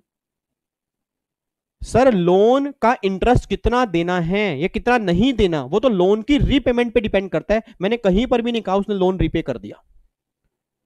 मतलब यहां इंटरेस्ट 1 जुलाई से लेकर 31 मार्च, यहां पे इतने महीने का, यहां पूरे साल का, यहां पूरे साल का और यहां भी पूरे साल का। मैं एज्यूम कर रहा हूं मैंने इस साल लोन रीपे नहीं किया। अब बच्चा कहता है सर फिर करना क्या इस केस में? करना ये है भाई जब आपने घर परचेज कर लिया, जब घर परचेज कर लिया तो इस साल तो आपने जो भी इंटरेस्ट पे किया होगा उसकी डिडक्शन तो आप क्लेम कर लोगे हाउस प्रॉपर्टी के अंदर। भाई जब मैंने घर परचेज कर लिया तो हाउस प्रॉपर्टी की इनकम आ गई, 24B में माइनस कर दूंगा। बट बच्चा कहता है सर ये वाला इंटरेस्ट तो माइनस कर देंगे बट इससे पहले जो मैंने इंटरेस्ट पे किया उसका ट्रीटमेंट क्या होगा? भाई वहां तो मैंने इंटरेस्ट पे किया था ना। तो गवर्नमेंट कह रही भैया वो इंटरेस्ट माइनस नहीं होगा, वो इंटरेस्ट माइनस नहीं करेंगे क्योंकि उस साल तेरे पास कोई घर था ही नहीं, और जब घर ही नहीं था तो हाउस प्रॉपर्टी का चैप्टर नहीं था, और अगर हाउस प्रॉपर्टी का चैप्टर ही नहीं था तो 24B क्यों दे? मैं कहा वाह गवर्नमेंट वाह, वाह गवर्नमेंट वाह, कमाल कर दिया आपने। मतलब मैं इतना सारा इंटरेस्ट पे कर चुका हूं उसकी मुझे सिंगल डिडक्शन नहीं मिलेगी, मतलब ये इंटरेस्ट सारी मेरे जेब से जाएगा। ऐसा है जी। अब देखो लोगों ने क्या बोला, गवर्नमेंट को बोला लोगों ने ऐसा है ये तुम्हारा लोन है, गलती हो गई बाबूजी लोन लेके, आज के बाद ना हम पूरी पब्लिक को बोल रहे हैं गवर्नमेंट बनाती है पागल, क्योंकि ऐसा कोई इंसान नहीं होगा जो लोन लेते ही घर परचेज कर ले। बाबूजी घर देखने में टाइम लगता है, और अगर घर की कंस्ट्रक्शन कर रहा हूं उसमें 2-3 साल लग जाते हैं। अब 2-3 सालों में जो इंटरेस्ट पे करूंगा तुम तो बोल दोगे इंटरेस्ट माइनस नहीं होगा। तो गवर्नमेंट कह रही है भाई तुम चाहते क्यों? मैं क्या चाहता, मैं ये हूं जो ये इंटरेस्ट ये वाला है ये तो माइनस कर दिया, बट मैंने जिस ईयर में घर परचेज किया या जिस ईयर में घर मेरा कंस्ट्रक्ट हुआ उससे पहले जो इंटरेस्ट पे किया उसका ट्रीटमेंट क्या होगा? तो गवर्नमेंट ने कहा अगर तुम इतनी ही रिक्वेस्ट कर रहे हो, अगर तुम इतनी ही रिक्वेस्ट कर रहे हो हम तुम्हें ऐसे कैसे छोड़ दें, तो ऐसा करते हैं इस इंटरेस्ट को हम नाम देते हैं प्री परचेज पीरियड या प्री कंस्ट्रक्शन पीरियड। मतलब ऐसा इंटरेस्ट जो उस साल से पहले का है जिस साल तुमने प्रॉपर्टी परचेज की है या जिस साल तुमने प्रॉपर्टी कंस्ट्रक्ट की है। तो उस इंटरेस्ट को भी हम अलाउड कर देंगे, बट सारा एक साथ नहीं। हम सारा एक साथ नहीं करेंगे, जितना इंटरेस्ट आ रहा है उसका टोटल कर लो, उसका टोटल कर लो डिवाइड बाय 5 कर लो, जो पहली इंस्टॉलमेंट होगी ना उस साल से मिलना स्टार्ट हो जाएगी जिस साल तुम्हारा घर कंप्लीट हुआ था। तो याद करो हम क्लास में करते थे सर, याद करो हम क्लास में करते थे, एक डायग्राम मैंने बहुत बढ़िया क्लास के अंदर आपको बनवाया था, प्री कंस्ट्रक्शन पीरियड और पोस्ट पीरियड। अब यहां का जो इंटरेस्ट होगा वो प्लस में प्री कंस्ट्रक्शन पीरियड की पहली इंस्टॉलमेंट आप इसमें जोड़ दोगे, इन दोनों को मिलाकर अगर 2 लाख तक है ठीक है, अगर 2 लाख से ऊपर है मैक्सिमम डिडक्शन जो मिलेगी वो 2 लाख की मिलेगी। और ये 2 लाख की लिमिट ध्यान रखना, ये 2 लाख की लिमिट टोटल है जी, प्री एंड पोस्ट दोनों को मिला के, ठीक है जी। तो इसको बोलते हैं प्री कंस्ट्रक्शन। बाकी जब हम कल की क्लास में प्रैक्टिकल क्वेश्चन करेंगे और बढ़िया समझ में आएगा, बट इतना बात ध्यान देना जी, जब आपने घर परचेज किया कंस्ट्रक्ट किया उस साल का तो डिडक्शन मिलती है पूरी, उस साल की पूरी मिलती है, उससे पहले अगर आपने कोई इंटरेस्ट पे किया उसकी डिडक्शन भी आपको अलाउड होगी, बट वो सारी नहीं होगी, 5 इक्वल इंस्टॉलमेंट के अंदर होगी, बस ये पर ध्यान देना, ठीक है जी। तो अभी एक बार यहाँ पे जो ये प्री कंस्ट्रक्शन पीरियड वाला अमाउंट है उसका मतलब यही है कि उसने बोला प्री कंस्ट्रक्शन पीरियड इंटरेस्ट का मतलब क्या होता है, अलाउड कितने साल में होगा, दैट इज 5 इक्वल इंस्टॉलमेंट में, बस ये बात ध्यान देना। बात समझ में आ रही है जी? आपको मैं दिखाता हूं यहां पे कहीं ना कहीं मैंने शायद जरूर लिखा होगा प्री कंस्ट्रक्शन पीरियड के बारे में, नहीं लिखा, नहीं लिखा, ठीक है। नहीं, तो बस ये बात ध्यान देना कि प्री कंस्ट्रक्शन पीरियड हमने क्लास में तो डायग्राम बनाया हुआ है कि जो प्री कंस्ट्रक्शन पीरियड है, जो भी आपका प्री कंस्ट्रक्शन पीरियड है उसको आप अलाउड करोगे 5 इक्वल इंस्टॉलमेंट के अंदर। बस ये बात ध्यान देना, मतलब 5 इंस्टॉलमेंट में आप अलाउड कर दोगे। अब वो इंटरेस्ट टोटल मतलब टोटल कैसे करेंगे, जिस साल घर परचेज किया उस साल को छोड़ के उससे पहले वाले सालों का टोटल कर लो और डिवाइड बाई 5 कर लो, उसके बेस पे आप इंटरेस्ट की डिडक्शन क्लेम कर लो। ठीक है, लो जी, अब जाके हमारा 24B पूरा कंप्लीट हो गया। अब जाके हमारा सेक्शन 24 पूरा कंप्लीट हो गया जी। अब मैं चाहता हूं 2 मिनट लगा दो, पूरी क्लास 2 मिनट लगा दो जी, फटाफट से 24 की रिवीजन करा दो जी।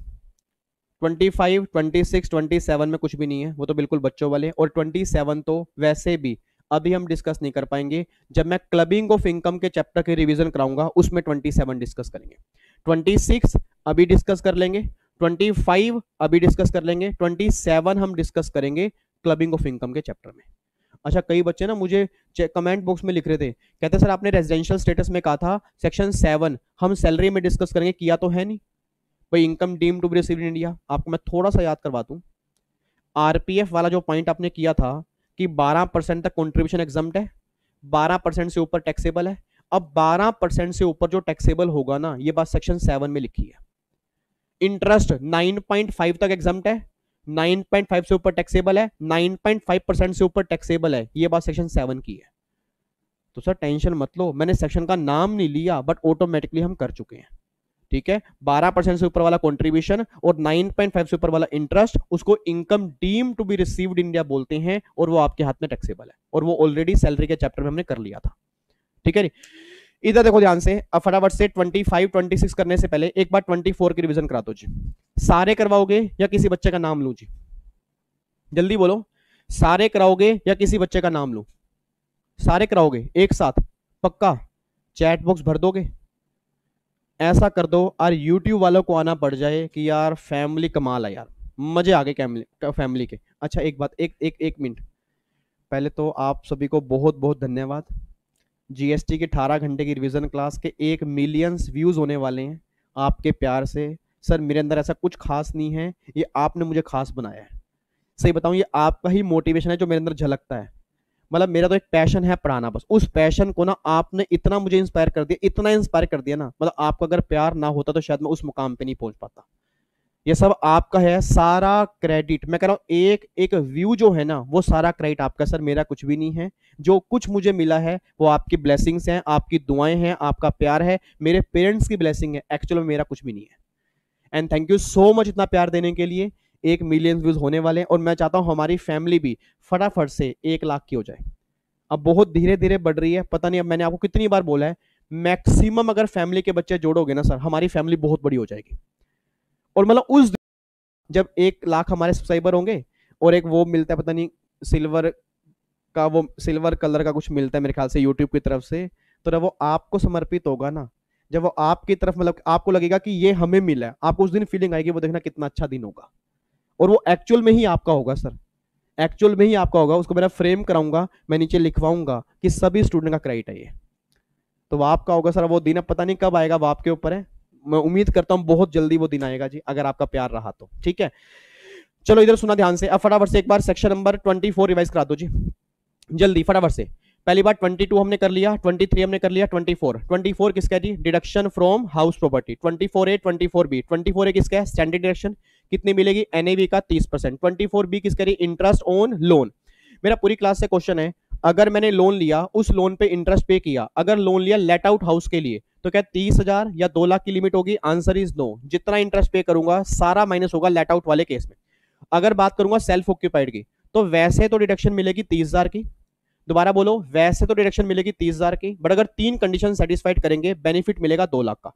पहली कंडीशन क्या निकल के आ रही थी? लोन आपने लिया हो 1499 के बाद, सेकंड कंडीशन परचेज और कंस्ट्रक्शन के लिए लिया हो, और तीसरी कंडीशन 5 साल में परचेज और कंस्ट्रक्शन कंप्लीट हो चुकी हो। अगर तीनों कंडीशन सेटिस्फाइड हैं फिर बेनिफिट मिलेगा 2 लाख का, नहीं तो बेनिफिट आपका 30,000 रुपए का मिलेगा। बस ये पर ध्यान देना। एक बच्चा कहता है सर ये 2 लाख का बेनिफिट मिलेगा, तो आपने कहा था इसमें कुछ प्री कंस्ट्रक्शन पीरियड का भी होता है? Answer is yes. Pre construction period means होता है जब आपने घर कंप्लीट किया, यार आप घर परचेज किया, उस साल से पहले वाला जो इंटरेस्ट आप पे करोगे वो भी अलाउड होगा, उन सबको टोटल करके डिवाइड बाय 5 कर देना, उसकी पहली इंस्टॉलमेंट तुम्हारी यहाँ पे आ जाएगी, इन दोनों को सम टोटल कर लेना, अगर 2 लाख तक है तो ठीक है, अगर 2 लाख से ऊपर है तो डिडक्शन 2 लाख से ऊपर नहीं मिल सकती, बस ये पर ध्यान देना। बाकी प्रैक्टिकल क्वेश्चन किस तरह से हमारे एग्जाम के अंदर बनेंगे कल हम डिस्कस कर लेंगे जी, ठीक है। ये हमारा सेक्शन नंबर 24 है। अब मैं आ रहा हूं जी 25, बिल्कुल सिंपल है जी। 25 तो है जी, अगर आपको अनरियलाइज रेंट की रिकवरी हो रही है या एरियर्स ऑफ रेंट की रिकवरी हो रही है, याद करो जो मैंने घर से कल क्वेश्चन दिए थे आपको, अब जो मैंने घर से क्वेश्चन दिया था ना उसमें 2 महीने का अनरियलाइज रेंट था। मेरे पास फॉर एग्जाम्पल, क्या नाम है आपके बच्चे का, क्या नाम है, प्रखर, मेरे पास मान लो प्रखर आया, प्रखर कहता है सर मैं ना सीएस कर रहा हूँ और मेरे को ना घर किराए पर चाहिए, तो मैं दिल्ली पढ़ने के लिए आया हूँ। तो मैं कहा प्रखर कोई बात नहीं, घर किराए पर मिल जाएगा। अब प्रखर बहुत अच्छा बच्चा था, इतना अच्छा बच्चा था ना, मेरे को प्रखर पे बहुत, मतलब मेरे को था प्रखर पे प्राउड फील होता था। तो प्रखर ने क्या किया, हर महीने रेंट मुझे पे किया, प्रखर के दोस्त बढ़ने स्टार्ट हो गए और अच्छे अच्छे दोस्त मिले। समझ रहे हो ना, अच्छे अच्छे दोस्त का मतलब क्या होता है, जिसने उनको अच्छे लाइनों पे लगा दिया, मतलब महफिल में जाना और ये अनाप शनाप घूमना हो गया, तो उसके दोस्त अच्छे हो गए। तो उसके दोस्तों ने बोला प्रखर को ऐसा कर, ये 2 महीने का रेंट ना विवेक सर का मार लेते हैं, हम रेंट विवेक सर का नहीं देंगे। तो प्रखर ने क्या किया, फरवरी और मार्च का मुझे किराया दिया नहीं। प्रखर कहता सर अभी ना किराया नहीं है और मैं ना रेंट आपको दे नहीं पाऊंगा, तो सॉरी सर मैं अप्रैल में पेमेंट कर दूंगा, पैसा मेरे पास घर से आ ही नहीं रहा। प्रखर झूठ बोल रहा है। अब प्रखर ने 2 महीने किराया मुझे पे नहीं किया। अब जब 2 महीने किराया पे नहीं किया, दैट इज अनरियलाइज रेंट। और जब मैं अप्रैल में किराया लेने के लिए गया, प्रखर घर छोड़ के भाग गया। अब मैंने कहा हाय राम, प्रखर कहां चला गया, प्रखर घर छोड़ के भाग गया, मैं किराया कहां से लूं। 1 साल के बाद प्रखर के दिल में विचार आया, यार विवेक सर क्लास में ना बातें करते थे कर्म अच्छे करने चाहिए, इंसान अच्छा होना चाहिए, इंसान उस मुकाम में पहुंच जाएगा अगर कर्म गलत होंगे ना कहीं दिक्कत है। तो मुझे ना बहुत गिल्ट फील हो रहा है कि मैंने 2 महीने का सर का किराया मार लिया है, मैं किराया दे के आ रहा हूं। अब जब प्रखर ने 2 महीने का मुझे किराया दिया, that is recovery of unrealise rent. अब गवर्नमेंट कह रही कि अगर किसी पर्सन को अनरियलाइज रेंट की रिकवरी होगी या एरियर्स ऑफ रेंट की रिकवरी होगी, ये रिकवरी पूरी टैक्सेबल नहीं होगी, 30% की डिडक्शन माइनस करने के बाद 70% टैक्सेबल होगी, बस ये बात ध्यान देना।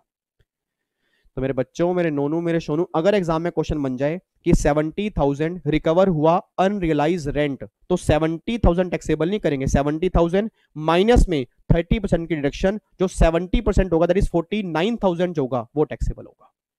और यही सेम ट्रीटमेंट होगा एरियर्स ऑफ रेंट का। तो आर चाहे मुझे एरियर्स ऑफ रेंट की रिकवरी हो, आर चाहे मुझे अनरियलाइज रेंट की रिकवरी हो, दोनों ही केस में टैक्सेबिलिटी 70% की होती है, बस ये बात ध्यान देना चाहिए, ठीक है जी। तो आप यहाँ पे देख सकते हो जी, अनरियलाइज रेंट में देखो, अनरियलाइज रेंट पहले तो क्या होता है ये लिखा हुआ है जी, ठीक है जी। ये कुछ कंडीशन आप एक बार पढ़ सकते हो कि आपका किराया मार लिया, वो भाग गया जी, प्रॉपर्टी खाली करके भाग गया, ठीक है। और एरियर्स मींस जो रेंट आपको मिल नहीं रहा, बाद में जाके मिला। अब गवर्नमेंट कह रही है, देखो यहाँ पे, अब यहाँ पे देखना जी, अब गवर्नमेंट कह रही है टैक्सेबल अमाउंट जो होगा, टैक्सेबल अमाउंट जो होगा, रिकवरी जो हो रही है 70% टैक्सेबल करेंगे, 30% की डिडक्शन आपको मिल जाएगी, बस ये बात ध्यान देना, ठीक है जी। अब यहाँ पे देखो री क्वेश्चन क्या है, देखो री क्वेश्चन क्या है, अनरियलाइज रेंट 60,000 रुपए का था जी, अनरियलाइज रेंट 60,000 रुपए का था, उसमें अलाउड बाय एओ 45,000 रुपए, मतलब जब मुझे रेंट रियलाइज नहीं हुआ था ना, वो टोटल था 60,000 रुपए का, जिसमें गवर्नमेंट ने 45,000 रुपए की मुझे डिडक्शन दे दी थी। याद करो, हम अनरियलाइज रेंट को माइनस करते हैं एक्चुअल रेंट में से। अब 60,000 था, गवर्नमेंट ने कहा 45,000 माइनस करेंगे, 15,000 उस टाइम गवर्नमेंट ने माइनस नहीं किया था, और अब मुझे रिकवरी हो रही है 52,000। अब आप में से कई बच्चे पता क्या करेंगे, 52,000 का ना डायरेक्टली निकाल देंगे 70%, ऑप्शन फिल करके आ जाएंगे, ऑप्शन में ये आंसर होगा, बाहर चल रही मैकडी की पार्टी, बच्चे कह रहे हैं सही है, एग्जामिनर कह रहा है काटा गलत, क्योंकि ये वो सब नालायक बच्चे हैं जो क्लास में रटके गए हैं। ये सब वही बच्चे हैं जो कहते हैं पेपर हुआ 100 नंबर का, नंबर आ रहे हैं 30, आएंगे नंबर 30 ही आएंगे सर, क्योंकि जब क्वेश्चन को पढ़ने में जल्दबाजी करोगे नंबर 30 ही आएंगे, और अगर वही समझ के करा होता नंबर 100 में से आपके 80-90 आते। आपने कभी सोचा एक पेपर होता है उसमें बच्चों के 80 भी आ रहे हैं, उसमें बच्चों के 40 भी आ रहे हैं, रीजन क्या है, आप क्वेश्चन ध्यान से नहीं पढ़ते। सर जिस दिन क्वेश्चन ध्यान से पढ़ना स्टार्ट कर दिया ना, उस अटेम्प्ट के अंदर आपके एग्जामिशन भी आएगी, बहुत बढ़िया नंबर भी आएंगे। एक बात मैंने सोच के बताना, 60,000 रुपए का अनरियलाइज रेंट था, उसमें आपको अलाउड कितना हुआ? 45,000 पे। अब जो 15,000 पे अलाउड नहीं हुआ था, अब जो रिकवरी 52,000 की हो रही है ना, उसमें से पहले वो 15,000 माइनस करो जो मुझे अलाउड ही नहीं हुआ था। सर ये सारी रिकवरी टैक्सेबल नहीं करोगे? 52,000 माइनस में जो पहले मुझे अलाउड नहीं हुआ था 15,000, अब जो बैलेंस रिकवरी होगी 37, इसका 70% जो होगा 25,900 रुपए, ये टैक्सेबल होगा। अच्छा सर, अगर मान लो क्वेश्चन में ये लिखा होता, ये लिखा ही ना होता अलाउड बाय एओ, सिर्फ ये लिखा होता अनरियलाइज रेंट 60,000 पे, अनरियलाइज रेंट 60,000 पे और रिकवरी हो रही है 52,000, तो उस केस में क्या करते? फिर 52,000 का 70% कर देते, फिर कोई दिक्कत नहीं थी। बट अगर उसने बोल दिया कि अनरियलाइज रेंट 60,000 है, उसमें अलाउड कितना हुआ? 45, तो 15,000 पहले रिकवरी में से माइनस करोगे, उसके बाद टैक्सेबल होगा। सर एक क्वेश्चन सर और दे दो, एक क्वेश्चन और दे दो। अच्छा एक क्वेश्चन और ले लो जी, अब देखता हूं आप क्या करते हो। देखो अनरियलाइज रेंट 50,000 है, आपने आंसर देना नहीं, अनरियलाइज रेंट 50,000 है, डिस अलाउड अर्लियर, ध्यान से नहीं, अलाउड नहीं मैं कह रहा, डिस अलाउड अर्लियर 30,000, मतलब अलाउड कितना हुआ था जी? जल्दी बोलो, अलाउड कितना हुआ था? 20,000 पे बस अलाउड हुआ था। तो क्या अलाउड नहीं हुआ था? 30,000 पे। तो 45,000 की अगर रिकवरी है, उस 45 में से पहले 30 माइनस करोगे, फिर जो 15 बचेगा उसका 70% आएगा। एक बच्चे ने दोबारा रुमाल खोल के और सिर पे बांधने की तैयारी कर ली, कह रहे भाई 1 मिनट रुक जाओ, मैं तो पहले पट्टी बांध लूं।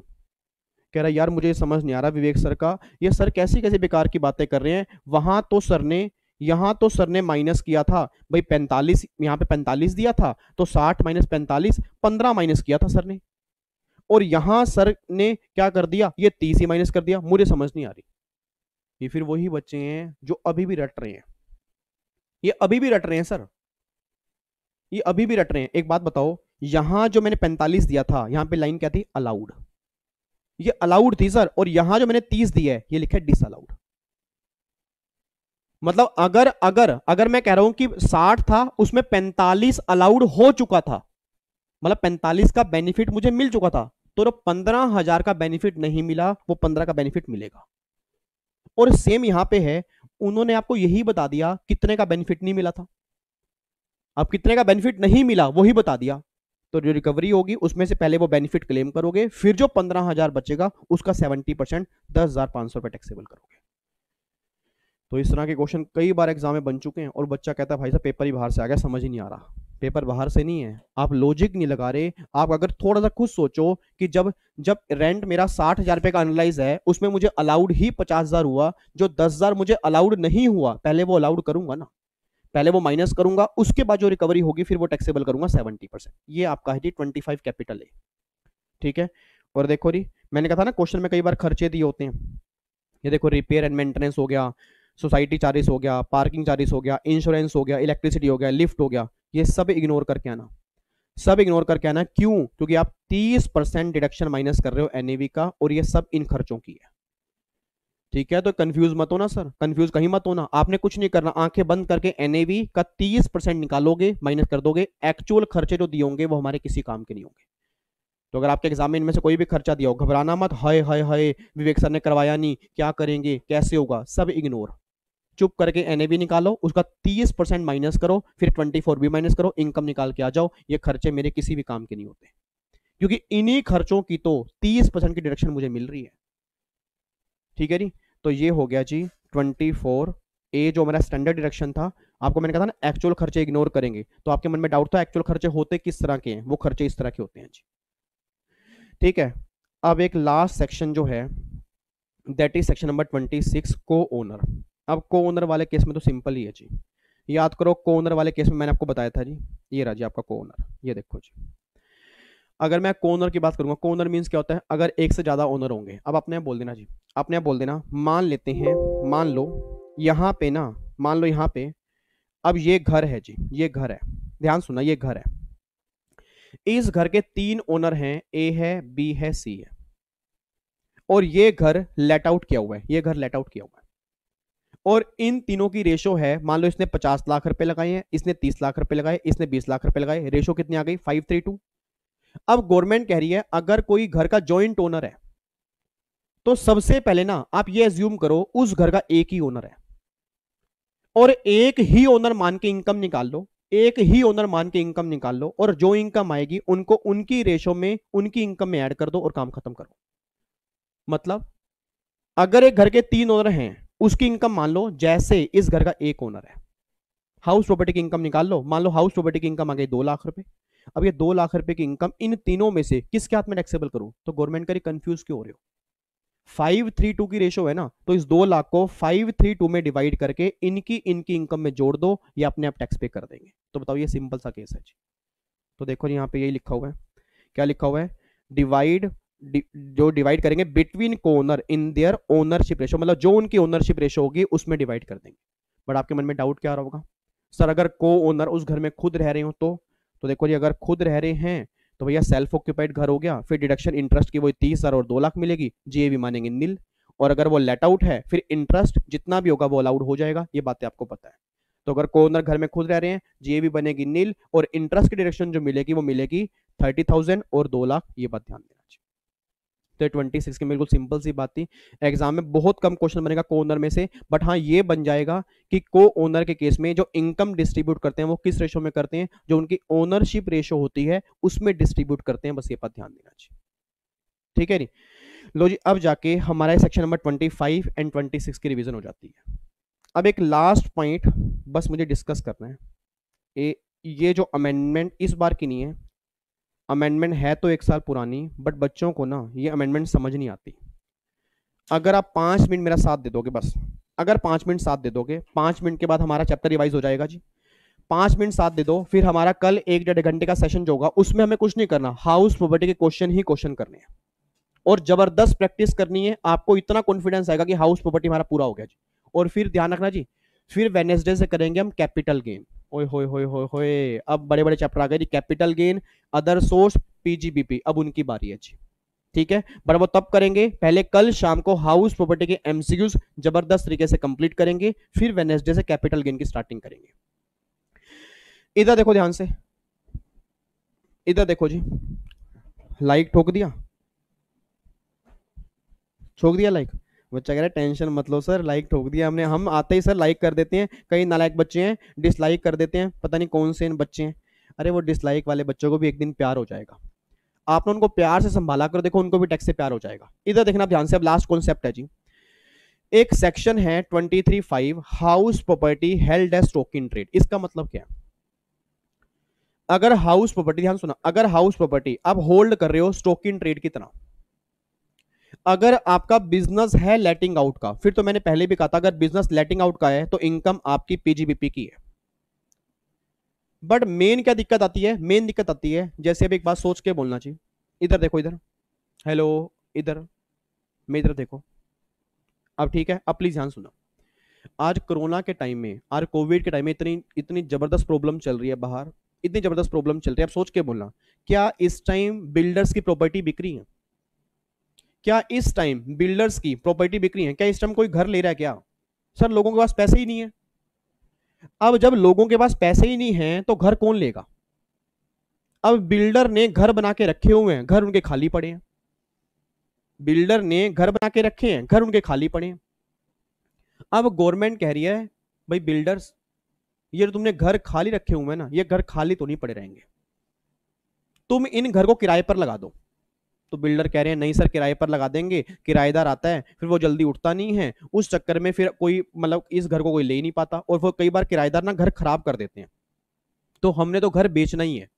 तो गवर्नमेंट कह रही है भाई जब तक तुम घर बेचोगे नहीं तब तक तुम्हें इनकम नहीं आएगी, तो क्या हम उसकी वेट करें? तो गवर्नमेंट ने क्या किया, एक सेक्शन 23(5) इंसर्ट किया उन लोगों के लिए जिनका मेन बिजनेस क्या है, प्रॉपर्टी की सेल परचेज करना। अब गवर्नमेंट उन सब बिल्डर को बोल रही है कि अगर तुम्हारा मेन काम प्रॉपर्टी की सेल परचेज करना है तो हम तुम्हें 2 साल का टाइम दे रहे हैं, 2 साल तक तुम ये घर बेच दो, 2 साल का टाइम है, 2 साल तक तुम घर बेच दो, 2 साल तक हम तुम्हारी एनुअल वैल्यू नील मानेंगे, उस केस में हम कोई भी टैक्स चार्ज नहीं करेंगे। बट अगर घर तुम्हारा 2 साल तक नहीं बिकता, अगर घर 2 साल तक नहीं बिकता, फिर इसी घर को हम डीम्ड लेट आउट मान के तुम्हारे इनकम हाउस प्रॉपर्टी में टैक्सेबल कर देंगे। अच्छा, मतलब सर आप ये कहना चाह रहे हो कि जिनका बिजनेस घर किराए पर देने का है उनके हाथ की बात कर रहे हैं? नालायक सर, जिनका बिजनेस घर किराए पर देना का है उनकी इनकम तो वैसे ही पीजीपी के अंदर जाती है। ये उनकी बात कर रहे हैं जिनका बिजनेस सेल परचेज करने का है, मतलब जिनके हाथ में प्रॉपर्टी स्टॉकिंग ट्रेड है। जैसे मान लो एग्जांपल डीएलएफ, मैं डीएलएफ हूं, मान लो अंसल हो गया, गौर सोसाइटी हो गया, बड़ी बड़ी कोई भी सोसाइटी है, मान लो मैं वो हूं। मेरा मेन काम क्या है? घर बना के सेल करना। अब गवर्नमेंट कह रही विवेक तेरे जितने घर खाली पड़े हैं 2 साल का टाइम है, 2 साल तक इन सब घर की एनुअल वैल्यू नील मानेंगे, तेरे हाथ में कुछ टैक्सेबल नहीं करेंगे। बट अगर 2 साल तक तूने इन घर को नहीं बेचा या किराए पर नहीं लगाया, तो जहां 2 साल खत्म होंगे ना, इन सब घर को हम डीम्ड लेट आउट मान के तुम्हारे हाथ की इनकम निकाल देंगे और वो इनकम हाउस प्रॉपर्टी में टैक्सेबल कर देंगे। बच्चा कह रहा है सर हमारे एग्जाम में क्वेश्चन क्या बनेगा? क्वेश्चन सिंपल सा ये बनेगा, एक पर्सन के हाथ में प्रॉपर्टी स्टॉकिंग ट्रेड है, तो कितने सालों तक उसकी एनुअल वैल्यू नील मानी जाएगी? आंसर आएगा 2 साल। और जहां 2 साल खत्म होंगे that is deemed let out, और जो इनकम होगी वो हाउस प्रॉपर्टी में टैक्सेबल हो जाएगी। बस ये पर ध्यान देना। बात समझ में आ रही है जी? तो ये वाला पॉइंट कई बार बच्चे को समझ में नहीं आता, तो मैंने क्लियर कर दिया जी। ध्यान रखना, अगर बिजनेस ही किराए पर देने का है फिर तो इनकम पीजीपी के अंदर रहेगी। अगर किराए पर देने का नहीं है, सेल परचेस करने का बिजनेस है, 2 साल तक उसको घर को नील मान लेंगे, 2 साल के बाद डीम्ड लेट आउट मान के इनकम आपकी हाउस प्रॉपर्टी में टैक्सेबल होगी। बस ये बात ध्यान देना। इन्हीं सभी बातों के साथ जी हाउस प्रॉपर्टी चैप्टर की पूरी रिवीजन हमारी कंप्लीट हो जाती है। ठीक है जी, उम्मीद करूंगा आपको हाउस प्रॉपर्टी की रिवीजन बढ़िया से हो गई होगी। 23 समझ में आ गया, 22 समझ में आ गया, 24 इंटरेस्ट वाला कुछ हद तक समझ में आ गया होगा। बाकी कल हम क्वेश्चन करेंगे और बढ़िया समझ में आएगा। अनरियलाइज रेंट की रिकवरी, जितनी रिकवरी होगी 70% टैक्सेबल करेंगे। सिंपल सा था। को ओनर वाले केस में हम ये मानेंगे एक ही ओनर है और इनकम निकाल के उनकी ओनरशिप रेशो में डिस्ट्रीब्यूट कर देंगे। अगर वो सेल्फ ऑक्यूपाइड है तो जीएवी नील मानेंगे, बेनिफिट मिलेगा 30,000 और 2 लाख तक का। ये सारी बातें हमने की है। ठीक है, तो फाइनली अब जाके हाउस प्रॉपर्टी को लास्ट आहुति दे दो सारे, स्वाहा। हाउस प्रॉपर्टी हमारा खत्म हो गया जी। ठीक है जी, बाकी कल एमसीक्यूज करेंगे, फाइनल कर लेंगे, देन फिर वेडनेसडे से एक नई दुनिया की रिवीजन करेंगे, कैपिटल गेन और अदर सोर्स आपस में इंटरलिंक करके करेंगे जी।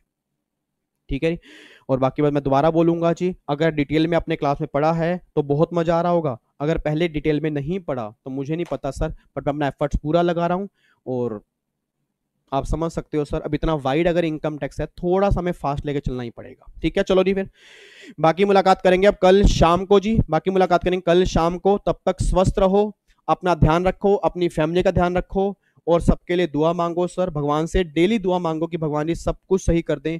दुआओं में जरूर कुछ ना कुछ होता है सर, और उम्मीद करते हैं। और अपनी मदर्स को आज बोलना कि आज तो मदर्स डे है, भगवान से सच्चे दिल से अगर दुआ की जाएगी जरूर कुछ ना कुछ होगा जी। ठीक है, and thank you so much once again इतना प्यार देने के लिए। और इस मुकाम तक बस आपने ही सर पहुंचाया है। जो भी हूँ, जैसा भी हूँ, वो आपके ही प्यार की वजह से हूँ। और आने वाले टाइम में मैं इस यूट्यूब फैमिली को और बढ़ाऊंगा सर। अभी तक तो मेरे टैक्सेशन की क्लास आती हैं, आने वाले टाइम में मैं आपको टेंशन कुछ होने ही नहीं दूंगा, होने ही नहीं दूंगा सर, होने ही नहीं दूंगा। मतलब मैं कोई अभी तो सिर्फ टैक्स चल रहे हैं ना, आने वाले टाइम में एक सरप्राइज आपके लिए लेके आऊंगा ताकि आपको निश्चिंत हो जाओ बिल्कुल। मतलब आप, मैंने कहा ना आपके लिए तो कुछ भी कर सकता हूं सर मैं। ठीक है, चलो जी, फिर बाकी मुलाकात करेंगे नेक्स्ट क्लास में, नहीं सेम टाइम सेम जगह। ओके जी, bye bye tata, thank you so much, जय हिंद, गॉड ब्लेस यू जी, love you so much, bye जी। बच्चा कह रहा ठोक दिया सर, ठोक दिया। बाय बाय जी, बाय बाय बाय बाय। और डिसलाइक करने वालों आपको बहुत सारा प्यार, जिन्होंने नहीं किया